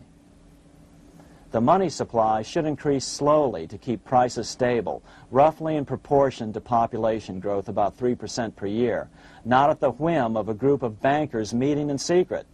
In fact, all future decisions on how much money will be in the American economy must be made based on statistics of population growth and the price level index. The new monetary regulators and the Treasury Department, perhaps called the Monetary Committee, would have absolutely no discretion in this matter except in time of declared war. This would ensure a steady, stable money growth of roughly 3% per year, resulting in stable prices and no sharp changes in the money supply. To make certain the process is completely open and honest, all deliberations would be public, not secret, as meetings of the Fed's Board of Governors are today. How do we know this will work? Because these steps remove the 2 major causes of economic instability, the Fed and fractional reserve banking, and the newest one as well, the BIS, Bank of International Settlements. But most importantly, the danger of a severe depression would be eliminated. Let's listen to Milton Friedman on the single cause of severe economic depressions. I know of no severe depression in any country or any time that was not accompanied by a sharp decline in the stock of money, and equally of no sharp decline in the stock of money that was not accompanied by a severe depression. Issuing our own currency is not a radical solution. It's been advocated by Presidents Jefferson, Madison, Jackson, Van Buren, and Lincoln. But it's been used at different times throughout Europe as well. Perhaps the best example is one of the small islands off the coast of France in the English Channel. Called Guernsey, It's been using debt-free money issues to pay for large building projects for nearly 200 years. Here we are on Guernsey, and this is the Guernsey flower and vegetable market. Guernsey is one of the most successful examples of just how well a debt-free money system can work. In 1815, a committee was appointed to investigate how best to finance this new market. The impoverished island could not afford more new taxes, so the state's fathers decided to try a revolutionary idea: issue their own paper money. They were just colorful paper notes, backed by nothing, but the people of this tiny island agreed to accept them and trade with them. To be sure they circulated widely, they were declared to be good for the payment of taxes. Of course, this idea was nothing new. It was exactly what America had done before the American Revolution, and there are many other examples throughout the world. But it was new to Guernsey, and it worked miracles. This market is still in use, and remember, it was built for no debt to the people of this island state. But what if we follow Guernsey's example? How would the bankers react to these reforms? Certainly the international bankers' cartel will oppose reforms that do away with their control of the world's economies as they have in the past. But it is equally certain that Congress has the constitutional authority and responsibility to authorize the issuance of debt-free money, U.S. notes, and to reform the very banking laws it ill-advisedly enacted. Undoubtedly, the bankers will claim that issuing debt-free money will cause severe inflation or make other dire predictions. But remember, it is fractional reserve banking which is the real cause of over 90% of all inflation, not whether debt-free U.S. notes are used to pay for government deficits. In the current system, any spending excesses on the part of Congress are turned into more debt bonds, and the 10% purchased by the Fed are then multiplied many times over by the bankers, causing over 90% of all inflation. Our fractional reserve and debt-based banking system is the problem. We must ignore its inevitable resistance to reform and remain firm until the cure is complete. As the director of the Bank of England in the 1920s, Sir Josiah Stamp put it, referring to this modern fractional reserve banking system, "Banking is conceived in iniquity and born in sin. Bankers own the earth. Take it away from them, but leave them the power to create money and control credit, and with the flick of a pen, they will create enough money to buy it back again. Take this great power away from the bankers, and all great fortunes like mine will disappear, and they ought to disappear, for this would be a better and happier world to live in. But if you want to continue the slaves of bankers and pay the cost of your own slavery, let them continue to create money and to control credit." Americans are slowly figuring this out. Today, over 3,200 cities and counties have endorsed the proposal of a non-profit organization called Sovereignty. The Sovereignty movement calls for Congress to authorize the Secretary of the Treasury to issue $90 billion per year of U.S. notes, not Federal Reserve notes nor debt-based bonds, to loan money interest-free to cities, counties, and school districts for needed capital improvements. Remarkably, and to their praise, the Community Bankers Association of Illinois, representing 515 member banks, has endorsed this sovereignty proposal, a good step in the right direction. As Milton Friedman has repeatedly pointed out, no severe depression can occur without a severe contraction of money. In our system, only the Fed, the Bank of International Settlements, with U.S. bankers' cooperation, or a combination of the largest Wall Street banks could cause a depression. In other words, our economy is so huge and resilient, a depression just can't happen by accident. Unless we reform our banking system, they will always have that power. They can pull the plug on our economy anytime they choose. The only solution is to abolish the Fed and the fractional reserve banking system and withdraw from the BIS. Only that will break the power of the international bankers over our economy. And keep in mind, a stock market crash itself cannot cause a severe depression. Only the severe contraction of our money supply can cause a severe depression. The stock market crash of 1929 only wiped out market speculators, mostly the small to medium ones, resulting in $3 billion in wealth changing hands. But it served as a smokescreen for a 33% contraction in credit by the Fed over the next 4 years, which resulted in over $40 billion in wealth from the American middle class being transferred to the big banks.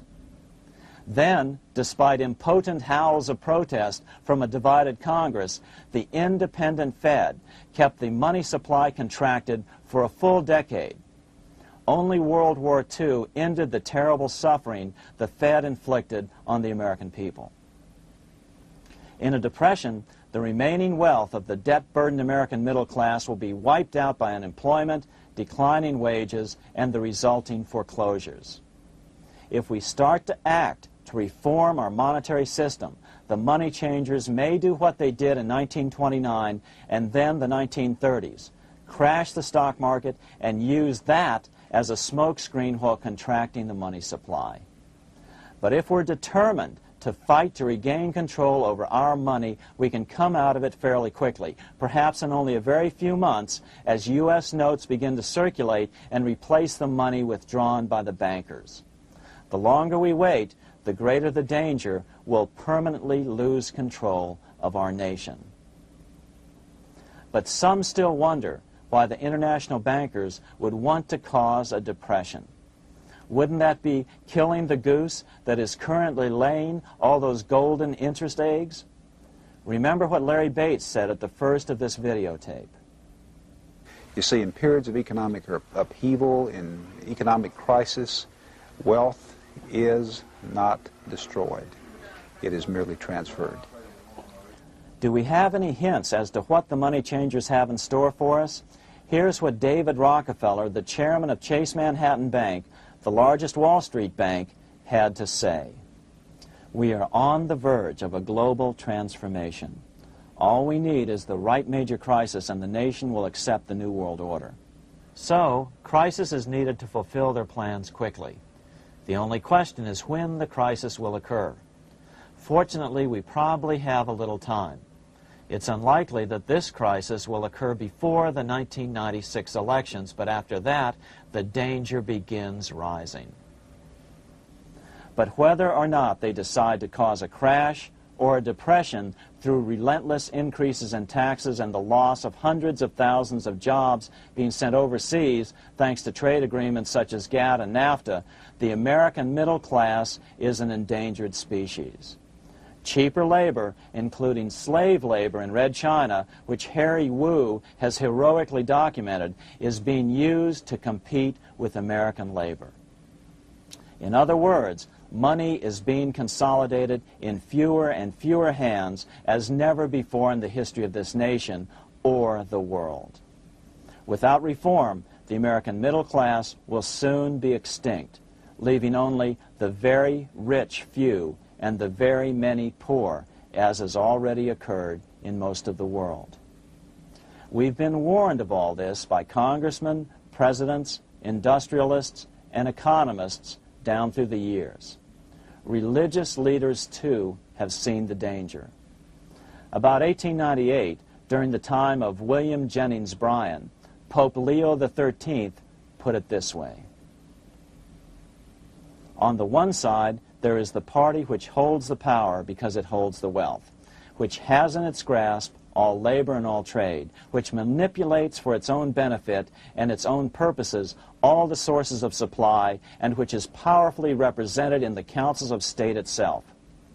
On the other side, there is the needy and powerless multitude, sore and suffering. Rapacious usury, which, although more than once condemned by the Church, is nevertheless under a different form, but with the same guilt, still practiced by avaricious and grasping men, so that a small number of very rich men have been able to lay upon the masses of the poor a yoke little better than slavery itself. More recently, during America's Great Depression, Pope Pius XI spoke of the same problem. In our days, not alone is wealth accumulated, but immense power and despotic economic domination is concentrated in the hands of a few. This power becomes particularly irresistible when exercised by those who, because they hold and control money, are able also to govern credit and determine its allotment. For this reason, supplying, so to speak, the lifeblood to the entire economic body and grasping, as it were, in their hands the very soul of the economy, so that no one dare breathe against their will. Educate your friends. Our country needs a solid group who really understand how our money is manipulated and what the solutions really are. Because if a depression comes, there will be those who call themselves conservatives who will come forward advancing solutions framed by the international bankers. Beware of calls to return to a gold standard. Why? Simple, because never before has so much gold been so concentrated outside of American hands. And never before has so much gold been in the hands of international governmental bodies such as the World Bank and International Monetary Fund. A gold-backed currency usually brings despair to a nation, and to return to it would certainly be a false solution in our case. Remember, we had a gold-backed currency in 1929 and during the first 4 years of the Great Depression. Likewise, beware of any plans advanced for a regional or world currency. This is the international bankers' Trojan horse.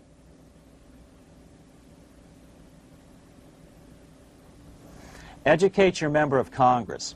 It only takes a few persuasive members to make the others pay attention. Most congressmen just don't understand the system. Some understand it, but are so influenced by bank PAC contributions that they ignore it, not realizing the gravity of their neglect. We hope we've made a valuable contribution to the national debate on monetary reform. It remains for each man to do his duty, consistent with his state in life. May God give us the light to help reform our nation and ourselves. We say ourselves because ultimately vast multitudes of men are going to be driven more and more to desperation by the accumulation of the world's wealth in fewer and fewer hands. Men will tend to become like their oppressors, selfish and greedy. Rather, let's keep in mind during this period of reform a warning not to lose sight of greater things, as Pope Pius XI put it. For what will it profit men that a more prudent distribution and use of riches make it possible for them to gain even the whole world, if thereby they suffer the loss of their own souls? What will it profit to teach them sound principles in economics, if they permit themselves to be so swept away by selfishness, by unbridled and sordid greed, that hearing the commandments of the Lord, they do all things contrary?